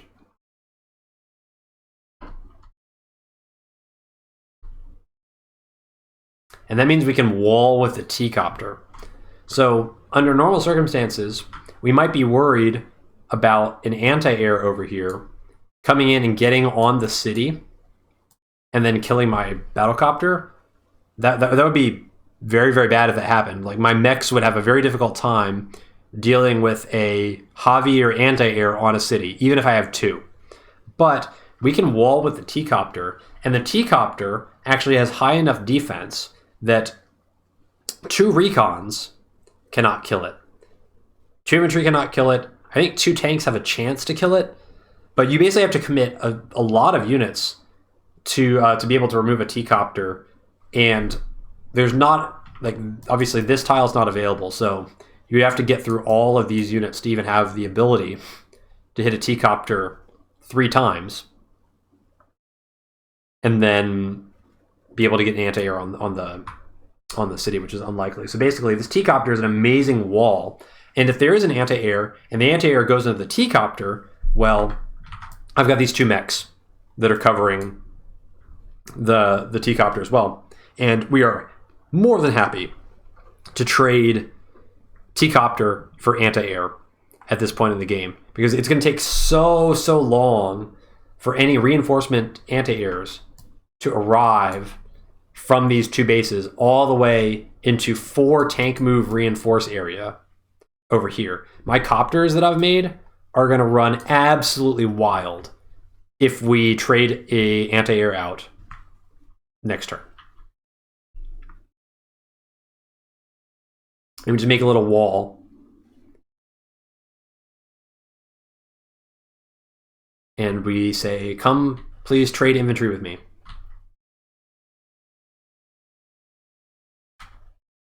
More copters, another anti-air. This anti-air is also kind of intended for this side. Or maybe we're thinking about, okay, maybe this anti-air needs to go here because there could be like an early copter supplementing the push. And so we're not really sure we want to commit this anti-air. If we end up committing this anti-air to the weak side, then we need another anti-air to end up on the strong side. It's kind of hard to end up building too much anti-air on this map, honestly.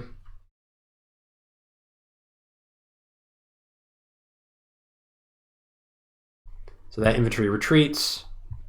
So interestingly, so you see this infantry go to the right. This infantry going to the right means that it's not going onto this city, which means that there's probably another infantry down there out of sight. Otherwise, you would probably put him on the city, right? If it were available. So I think slightly unlucky to not kill the 1 HP infantry there. I don't know what the exact roll was, but it was also some kind of roll. More infantry trading. We see a tank show up here. And this is on the 3 turn reinforced line.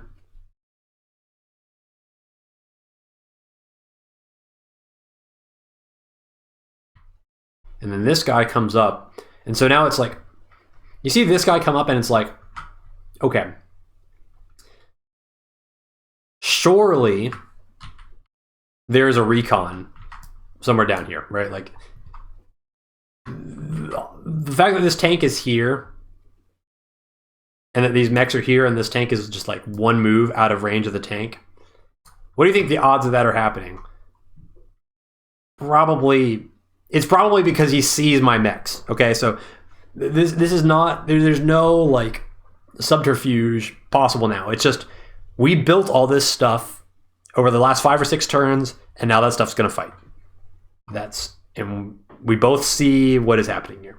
So this turn, I'm gonna get a little greedy. I want to kill both these infantry. So we move the recon here, so we see just a bunch of infantry here. Importantly, we just confirm that there's no mechs in range of this comm tower. So that if we want to take out this infantry, then we have the opportunity to do that later on without getting our recon smashed. And we managed to keep the recon out of our opponent's vision as well, which is nice. Also, if our opponent wanted to like try and counterattack this city, like if he just sees, okay, this city is like really well defended, maybe I'll counterattack on this side. Putting the recon on the city, basically, there's no way that Javier is going to be able to get through a recon over here, because there's no way that tanks can basically make it up to this corner. So we're going to sack this guy. By the way, 4 HP infantry sacks into a 8 HP infantry on planes and does 1 damage. Just Javier things. We send the copter in and okay, we see an artillery. So this is one of the big reasons why I'm investing so much in copters on the weak side, because it's so common for artillery pushes to happen. And so one way to be good against copters is one way to be good against artillery is to have things that fly. So this importantly lets us spot the artillery, but it's also pretty awkward because these mechs are basically what is covering the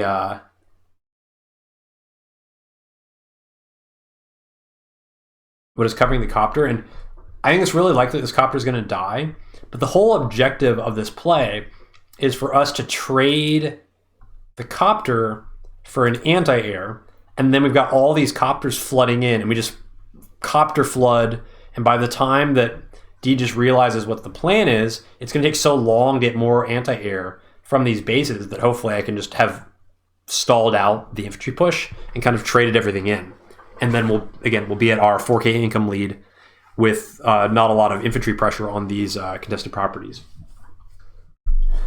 But the problem is now this artillery is here, so if an anti-air comes in to kill this copter, that anti-air is going to be protected by the artillery. So that's really good positioning by Dgis. And so now this sets up a dilemma for me. And also I see this is like a freaking lot of infantry. So it's very, very clear that this is now probably some kind of all-in push. And there's probably almost nothing over here. Dgis is just going to all-in push my comm tower, and now it's up to me to just kind of withstand the charge as best I can. But the charge ends when all this infantry gets traded out. Okay? We don't necessarily need to kill all the vehicles. We need to weaken the walling potential by trading out infantry so that eventually we get to a point where D just has to like wall this line, and there's not a whole lot of infantry left, so that wall has to be made with vehicles, and then I've got a bunch of mechs here, and then we can start trading pretty well at that point.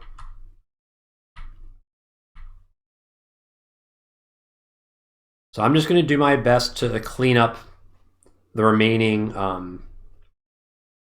infantry, trade out infantry for infantry. And then we're going to try and do our best as we wall here with this t-copter. We're going to try and do our best so that we can trade into an anti-air that shows up to kill the copter. That's really the objective here. Like, copter's probably going to die. And if the copter doesn't die this turn, then we're probably just winning anyway. So I'm not... If we get that lucky, then sure. But I'm not too concerned about that. And then we're going to back this guy off. But I know that this next turn is going to be pretty spooky because this amount of infantry... I've got a lot of infantry, but these guys are just a little bit late to the party. And it looks like the fighting is going to happen like over here. So hold on to your butts. It's fighting time. And double mech we're sending. Everything's going down here. We know what Degis is doing. Degis knows what I'm doing. We built stuff 4 turns ago, and now it's just smacking into each other. Hope we're strong enough to withstand the pressure.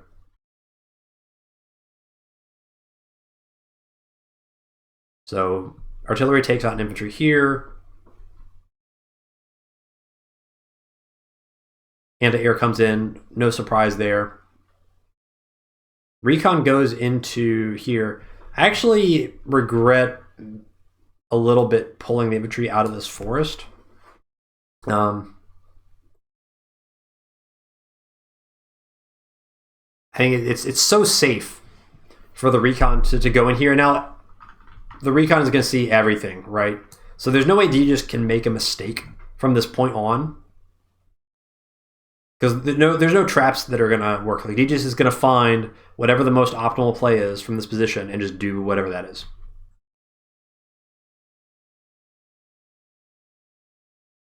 And that is going to involve sending 2 guys into my mech here. We got another tank here. Tank goes into the t-copter, which actually gives me more charge.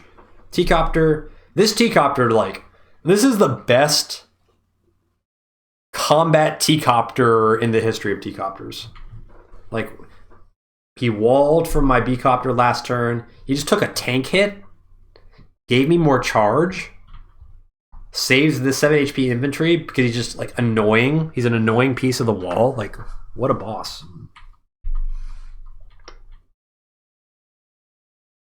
Okay. Now, day 13. And this is a very, very difficult turn for me. We're down to basically 1 mech that's able to fight. We've got a tank here. We need to do damage to this t-copter, or sorry, this anti-air rather, because we're very, very copter heavy. And so if this anti-air stays alive, we really can't continue to fight. We're basically going to have to pull back to this line here, totally abandon this property, and then we're going to have to, like, try to play a race. Okay? We have our CO power up, and this is the eternal challenge of playing Sasha. You really need the plus 10 damage playing against Javier because there's so many thresholds that are just on like a knife's edge where getting that plus 10 makes things tremendously easier. Like, you've got this 8 HP guy on planes. That's actually a 2-hit kill in almost all circumstances because of that extra defense. The 6 HP guy on a planes, infantry, can't really deal with that very easily without that 10% bonus. But all this infantry is in the way. And I need to be able to clear out all this infantry, ideally without using my CO power, so that my attacks into the anti-air happen before my CO power goes off, so that Degis can basically get all this charge from taking the damage, and then at the end of my turn I pop the CO power, and we make it all go away. If I don't do that, and I CO power immediately, then Degis is going to lose all this charge, and then he's going to take all this damage again, and he's going to go right back to where he was before, and then by the time I get back up to my CO power, Aegis is already going to have his. And so that timing window where I need to be strong and be like denying the CO power over and over again, like in 2 or 3 turns, I'm going to be really staring down the barrel of a gun as Javier is going to potentially be pushing this comm tower with the CO power and getting 30-30 damage or 30-30 attack defense bonus while he's sitting on my comm tower. That's really, really scary and difficult to deal with. So I'm not going to go through all the rolls that have to happen here. I'm just going to go through with one roll. I spent so long trying to find a way to make this turn work without having to hit some difficult rolls. And basically, the only roll that matters here is I need this 6 HP infantry to die. I need him to die without burning my CO power. The way I make that happen is I sack this guy into the 6 HP guy, and then this infantry goes down and hits him. And that is a 72% chance to kill. But it's not 100. It's pretty good, but it's not completely safe. And I already failed a 60% roll earlier on that cost me a full infantry. If I fail this roll, there's going to be a 1 HP guy here, and instead of all the other stuff I have planned, I'm probably going to use this 2 HP mech to finish off this infantry, and my entire plan for the turn is going to have to totally change. I'm going to basically have to make a long story short, I have to give up on dealing damage to this anti-air, and I probably have to pull everything back and just take a total defensive line, except that I lose the t-copter for free, and I'm just not able to retaliate. Like, it's really, really bad. So we do this at the beginning. 72% chance. Whew. And we get it. Okay. That was really, really scary. Now, everything from this point on is basically guaranteed, with the exception of a recon shot that I think is like a 96% chance.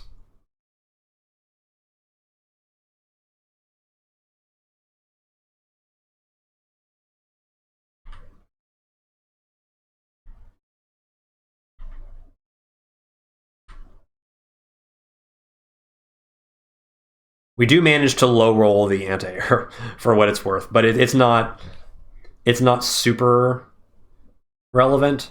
If we had high rolled the anti-air, I think it was like a 40% chance to high roll it, then this anti-air would have probably gone down to 1 and this copter would have stayed at 9. But it is what it is. It's not especially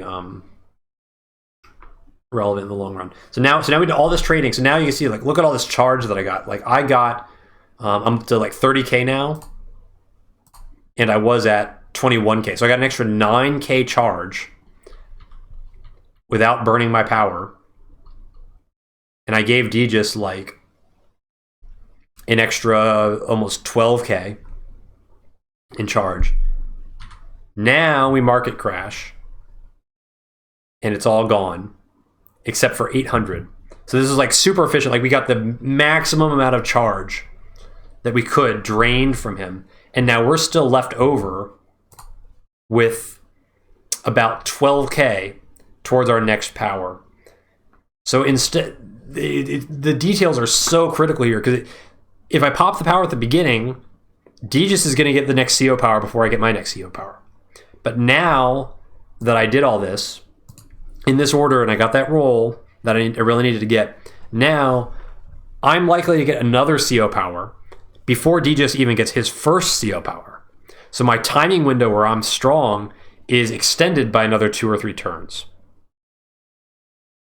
And in a situation where you're kind of racing for the CO towers, or for the comm towers, an extra 2 or 3 turn delay in a power coming online could be the difference between Javier getting 1 turn with 2 towers and Javier getting 1 turn with 0 towers.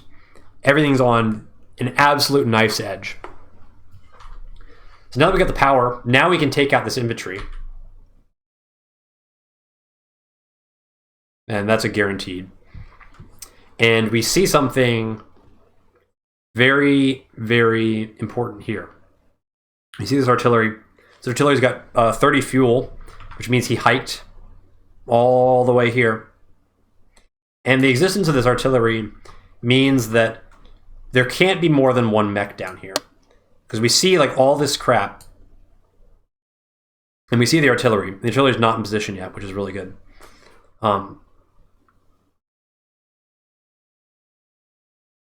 What this tells us...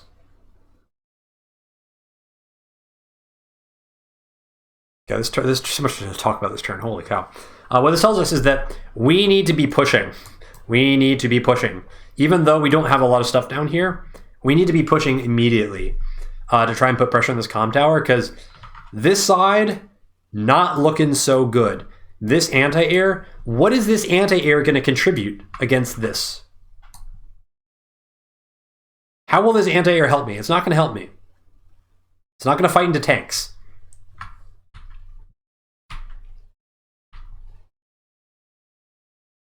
One thing I kind of regret about the previous turn, I moved this infantry back. I moved, I think, this guy to here instead of here. If this guy was here, I would have for sure started capping this tower this turn just to make D just bring the infantry up. It's kind of a missed opportunity, but it is what it is.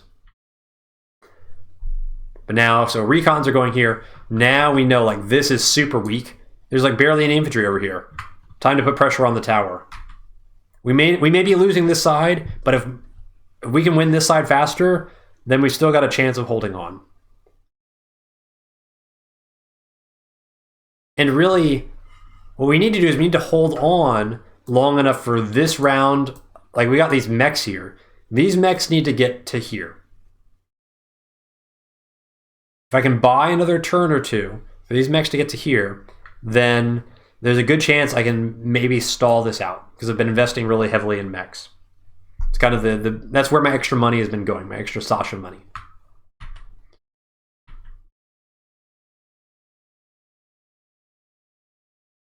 And then we're sending the lander over, and the lander is going to help us try and push this comm tower. Although, frankly, this lander is late to the party, and I kind of wish I'd started moving this lander down like 2 or 3 turns ago instead of boosting all this infantry.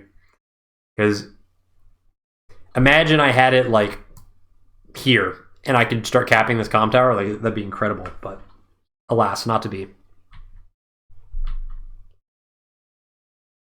We do have these infantry, so these infantry are going to be helpful because our infantry down this corner have taken an absolute walloping.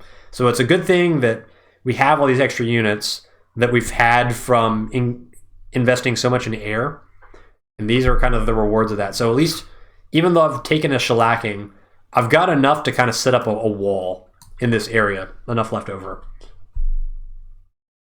And now this copter, we are making the call that we have to give up on the city. We are not going to be able to hold this city. We know we can't hold it. So we're not going to send the copters this way. Instead, we're thinking, okay, set up a new line around here.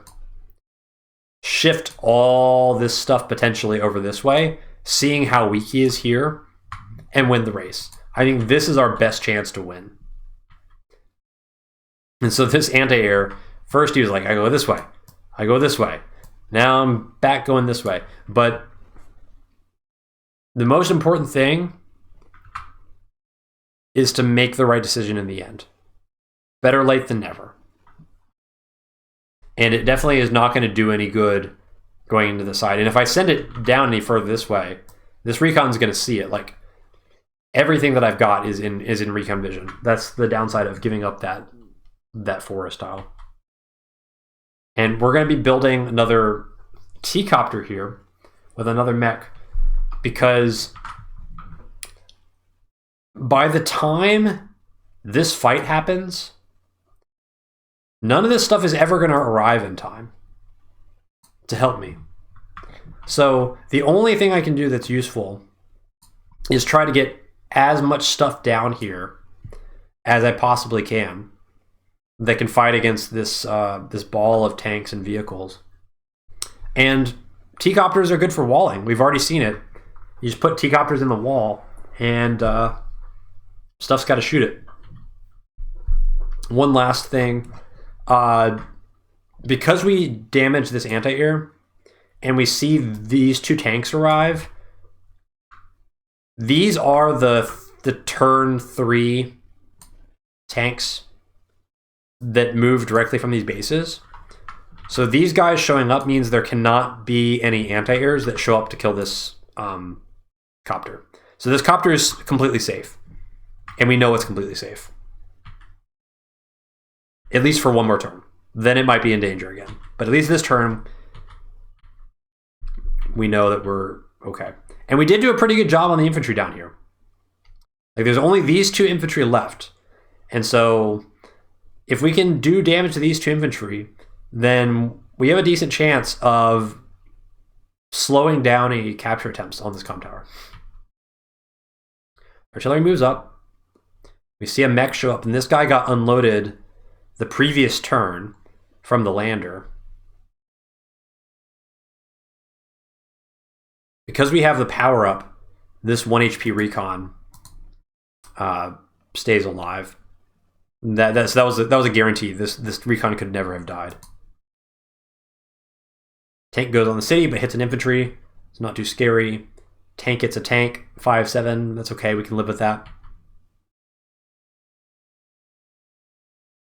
And these infantry, they're not in range to hit the comm tower yet. So we bought ourselves another 2 turns. And the lander shows up. So this is the same thing that Jack Lehman did with the Javier lander push, using the lander as in the wall. So not that there was any doubt about how this game was going to play out and the strategy being employed here. And then the artillery moves on up. And this is the classic way to use artillery. You put the artillery on the very, very edge of the tank reinforced line, because it's like a catch-22 for the other player. Either they attack the artillery and then they're activating units that are reinforcing, or you don't attack the artillery and the artillery just shoots your stuff. So kind of a lose-lose for me. And then this guy moves back. I was really, really relieved to see this. I was concerned that one of these infantry come up and hit this guy. They need this guy at full strength. Now it is time.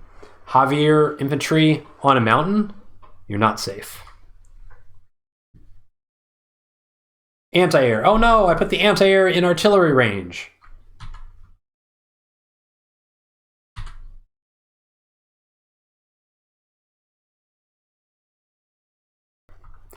So this anti-air allows us to clear the infantry off the mountain in a 2-hit kill, which is not something you can generally do against Javier infantry on mountains. But this anti-air was in position to help just at the right moment, and this is really critical because it allows this recon to bust through the wall.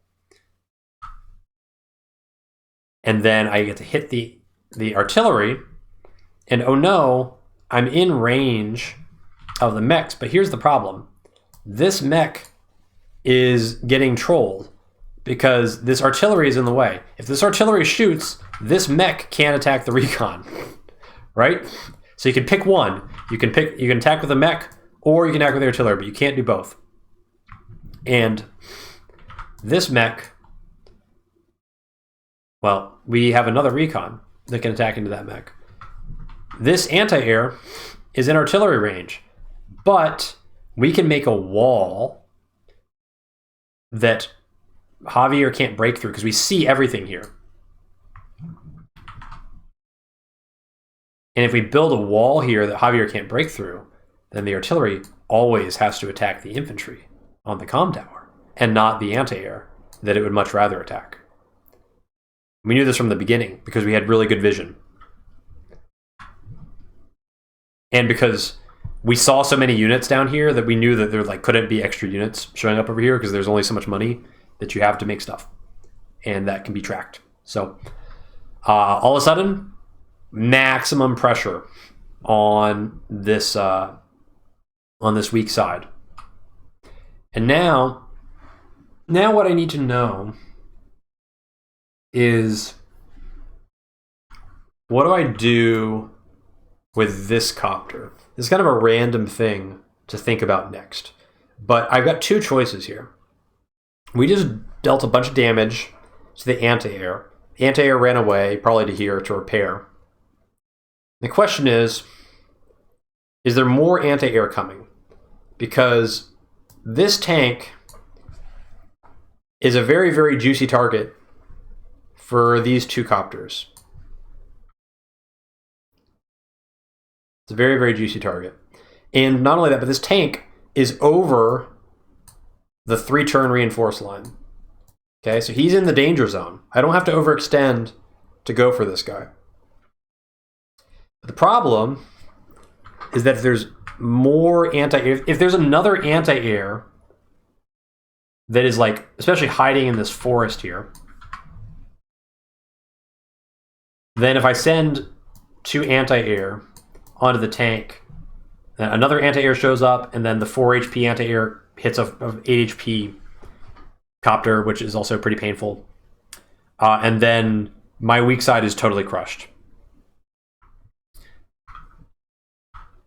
So I only want to really commit to this if it's safe, because on the other side, I could also friendship this copter.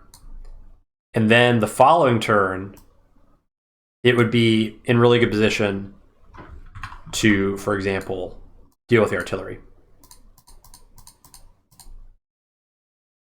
Right. And then copter will one-shot 6 HP artillery. So whichever side this copter goes to, it's going to be really, really helpful no matter where it goes. But I don't really know what the right decision is. Fortunately, I've got this 1 HP crappy recon that was saved by my CO power, the extra defense. And I need to know whether there's stuff coming this way or whether there's stuff coming this way. Because if I put the copter here on this forest, and then there's a recon here and an anti-air here, which is, this is like the 2-turn move tile here. Then it could go 1, 2, 3, 4, 5, 6, and kill the copter that would be visible above the woods. That's very risky to shift it over here without knowing what is here. Because obviously if this copter gets picked off for free, that's also really, really bad. So we're going to use this 1 HP recon to help us know what the right move is. Hoi yo yo yo yo. That is a value 1 HP recon. Look at all this information. So first of all, this is insane. I want you to appreciate how genius this is. Forget the fact that I see it. To be able to even set this up is freaking brilliant. Think about it for a second. When were these anti-air built? Well, he moved them there on day 13. And then they were like here on day 12. They were here on day 11. And they were built on day 10. What was happening on day 10? Day 10 was before he even engaged with any copters at all.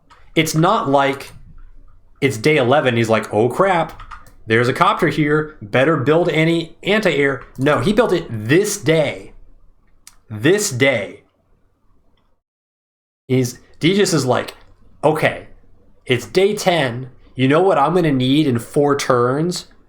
Double anti-air. It's freaking genius, okay? I hope you can appreciate this. This is so sick. I was so impressed with the foresight it took to basically put this together. Okay. That being said, our pesky 1 HP infantry, we spotted it, so it's not going to work. But even to be able to set this up is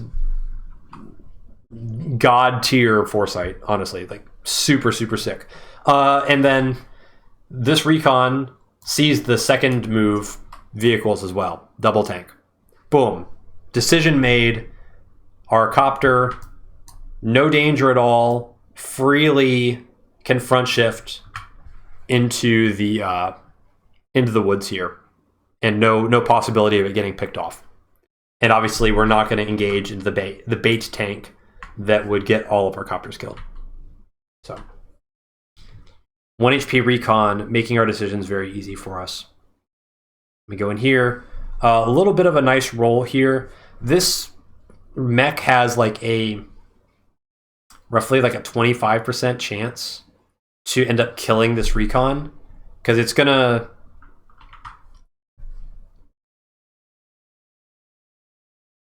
basically gonna get 2 5-attack hits on the recon. And I think the roll is like 46 to 51. So if you roll above 50 on both of them, then it would end up killing. And obviously, if this recon dies, that's very bad, because then this infantry, I guess it would open the door for like a copter showing up this turn to potentially bust through and break my wall. But anyway, so we need this infantry to stay alive here and not get interrupted, so that will force this artillery to have to kill this guy. I mean, it won't kill him, he'll damage him.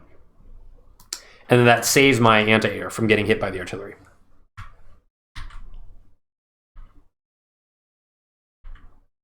And then the second anti-air, we're sending everything here. And you can see our assault on the comm tower is happening a lot faster than his assault is happening on our comm tower.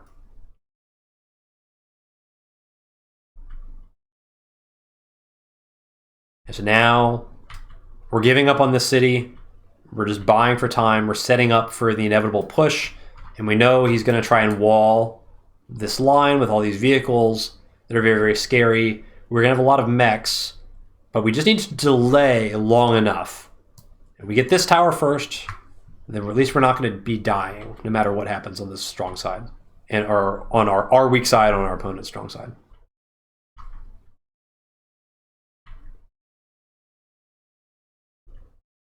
And now we're going for a Neo tank, because we know that it's very, very difficult for Javier to tech, only having 19k income this whole time. Pretty hard to spend 24k on something. You have to save for that by pretty substantially limiting your deploys for a turn. And if we can ever get a Neo tank into this area, the game basically ends. There's like one artillery is not going to be able to deter a Neo tank, and we'll be able to shut down the push. So now Javier's on a timer. If we can survive about the next 4 turns without losing our comm tower, we're probably going to win, just based on the income advantage that we've had for all these turns being up 4k. So you see this tank move over here. Our brave hero recon gets picked off. Not surprising. We see a copter show up. Not too surprising either. We lose our infantry on the mountain. And then this artillery does have to pick off the infantry on the comm tower, as we expected, which makes this mech not very useful. And we do survive this roll here.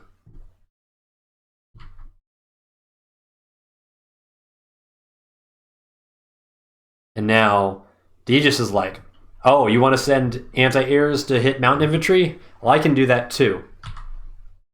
And sends in the recon as well. And now, seeing everything, but I do have 2 mechs in forests. And we know that the infantry is not going to be in position to cap the comm tower this turn, because we saw them, they were 1 tile too far away. So I'm going to wall this with a tank, but we're still buying time.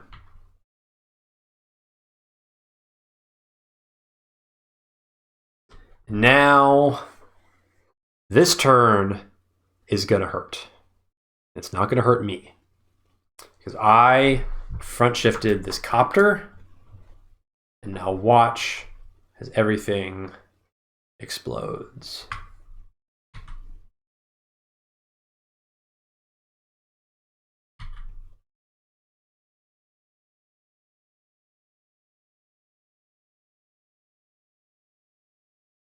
Build the wall over here with the t-copter helping out in our wall. We just need to secure access to this line, right? Like we got 2 mechs here. So as long as we can like bust down any sort of tank here, then we can do damage to the infantry on a comm tower. And there's no way that it'll be captured at least in 1 turn. Only building the wall here in t-copter. Just being annoying, gonna absorb a anti-air shot that he probably would have preferred to put it on an infantry instead. And now on the strong side, we have to sack this recon in order to guarantee this roll. We could CO power for it, but I want to try and limit the charge as much as possible. Like we're going to give Aegis so much charge, but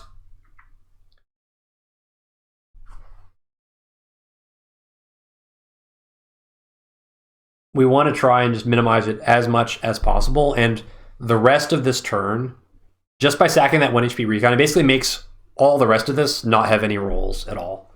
So we might as well hoover up as much charge as we can.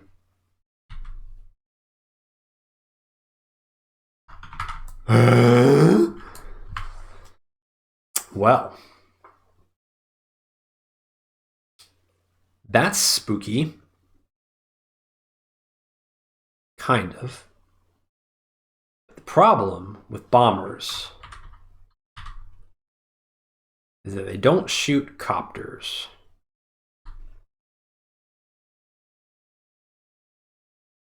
So, 1 second.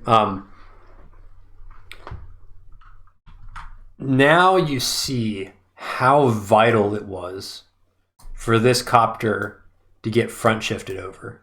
Not only, kind of out of nowhere, is it just in position to one-shot the artillery, but this is the best wall that I could ever dream of, because the bomber wants to come right up this direction and pave a way to hit this infantry on the comm tower. But now, we know that there's 2 tanks here. So there's no possible way that any anti-air can be in position to reach this copter, which means this copter is an immovable wall. And we're going to get an infantry in this forest as well. And so with this copter and this forest tile, this bomber can't really do anything. It can kill the anti-air, and that's fine. Like I'm not going to be able to deal with the bomber itself in combat, but I am going to be able to form an impregnable wall to ensure that nothing reaches this 6 HP infantry. And if I flip this comm tower, it'll be pretty good. We need to join cap these copters. I need more money. Look at this power bar. I need this to go down. So now that I've kind of maximized my income, hilariously, I'm about to send this anti-air in here. I need the CO power to guarantee the anti-air one-hit kills the infantry on planes.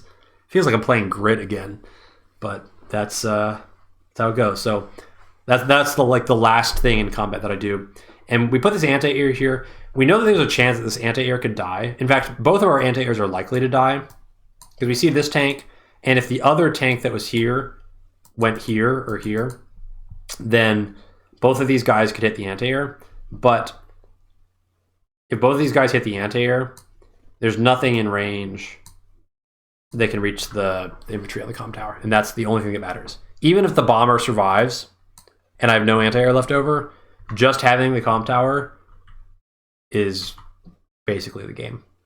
And so we wall with these two guys, and I'm like 95% sure that there's no way the Aegis can break this, even if he gets up to CO power. And he's going to have to do some trading first in order to get the CO power.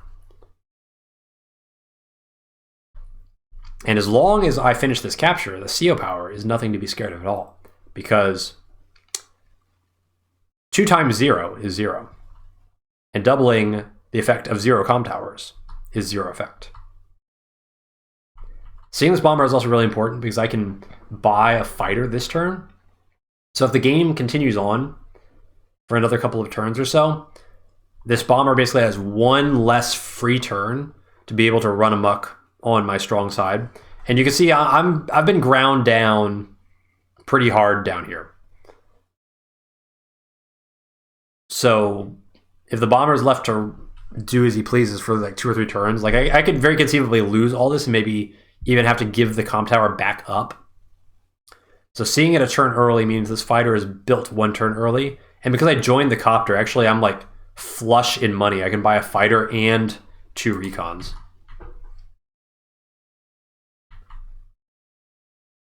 The anti-air dies as expected. Flips the city we gave up on. Artillery kills the tank, and now power is active, so this bomber is going to be able to one-shot my anti-air, which is fine.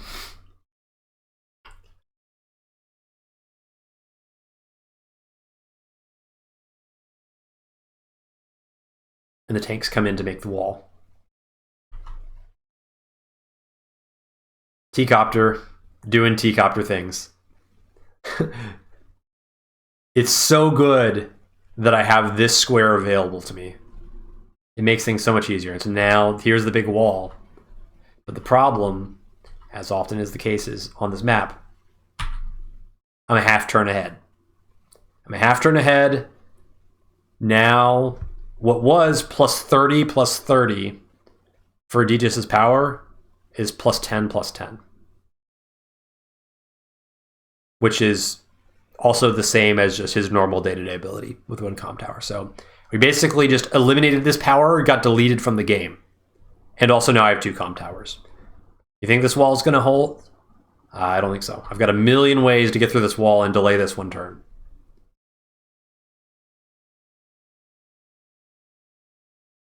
It is nice because seeing this anti-air here as well, I wasn't sure if this anti-air had front switched to the other side with all the other tanks like these guys.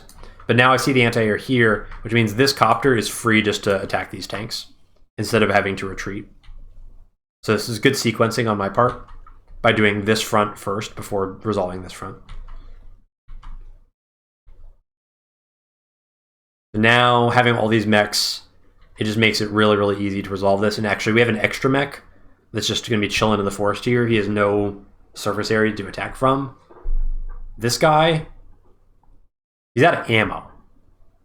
If a mech runs out of ammo, we salute you. Good mech.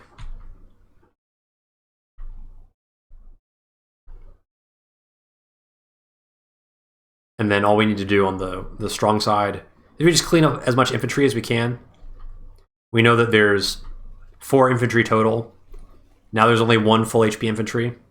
As long as any number of this stuff remains alive next turn, and we can just pop this infantry down a little bit, the longer it takes for Javier to have any chance of getting his comm tower back, the more likely is that the game is just going to end.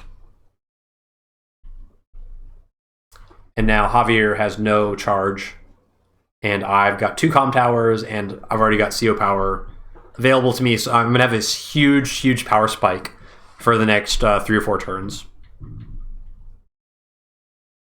And does join cap that and unload some more infantry.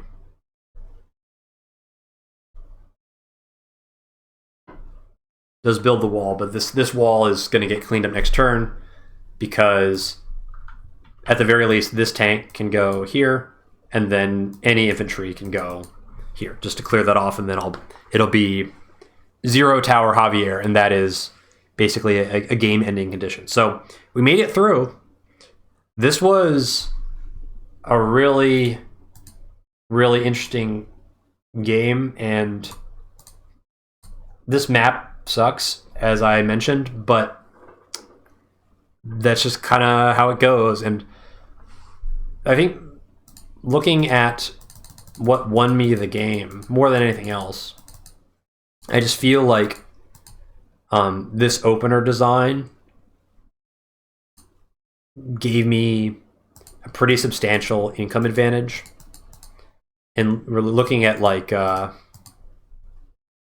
this turn, I'm almost, I mean, it is Sasha, right? But I'm almost a full turn of funds ahead by getting this city by day 11.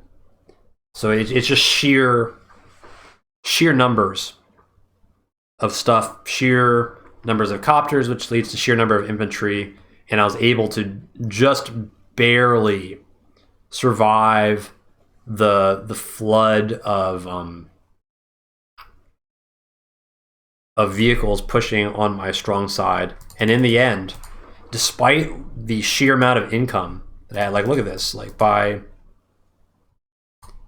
day 14 here, I'm 10k funds ahead, and the funds are supposed to ping pong back and forth. So I'm almost like 23k funds ahead of like an even game.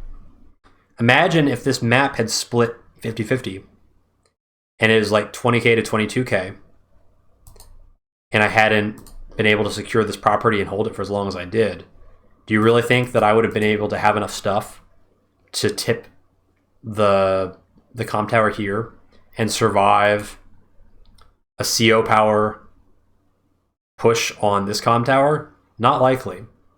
So even though I was able to end up sneaking by in this game, I still feel pretty confident in my analysis that Javier, in an even game, is generally going to be the one that's able to deal with Sasha and end up with those 2 comm towers most of the time. But this is a really exciting game, and I think this freaking anti-air turn, like, this is so sick. Like, look at what D just sees. He sees mech, t-copter, and nothing. And he's like, I'm building 2 anti-airs. It's so good. And like the lander ferrying this artillery, like, strategically, D just played really, really good. Like, D just did exactly what you're supposed to do on this map. Like, everything was on point. And he just he played safer than he needed to in the early game, and this ended up resulting. It was like day 6, he would have had it by day 8. Now, I don't cap it to like day 11, so it would have been like 3 or 4k extra income just by capping it and then running away. And if he had capped it and then sent in like an infantry to delay it, things like that, it's possible that it could have spiraled into even more of a or at least decreased my income advantage pretty substantially enough to kind of tip the balances a little bit. So I think that brings us to the end of this one. GG's to Degis. Really, really well played. Degis may or may not do his own video on this game. I forgot to mention this at the beginning, and I meant to, but I'm recording this very, very shortly after the game ends, and I talked to him, and he said he wasn't sure if he was going to actually put a video together. But if he does, then there will be a video in the description pointing to where that leads. So if you want to get his thoughts on the game, and he's actually put them out there, then feel free to check that out. I'm sure that'll be really interesting. I'm kind of interested to hear his thought processes going into the game, and especially about the opener design and forgoing the day 3 recon. He ended up going for a, like it looks like a day 5 tank. Yeah, day 5 tank and a day 6 or day 6 recon, anti-air, double artillery. So pretty interesting opener.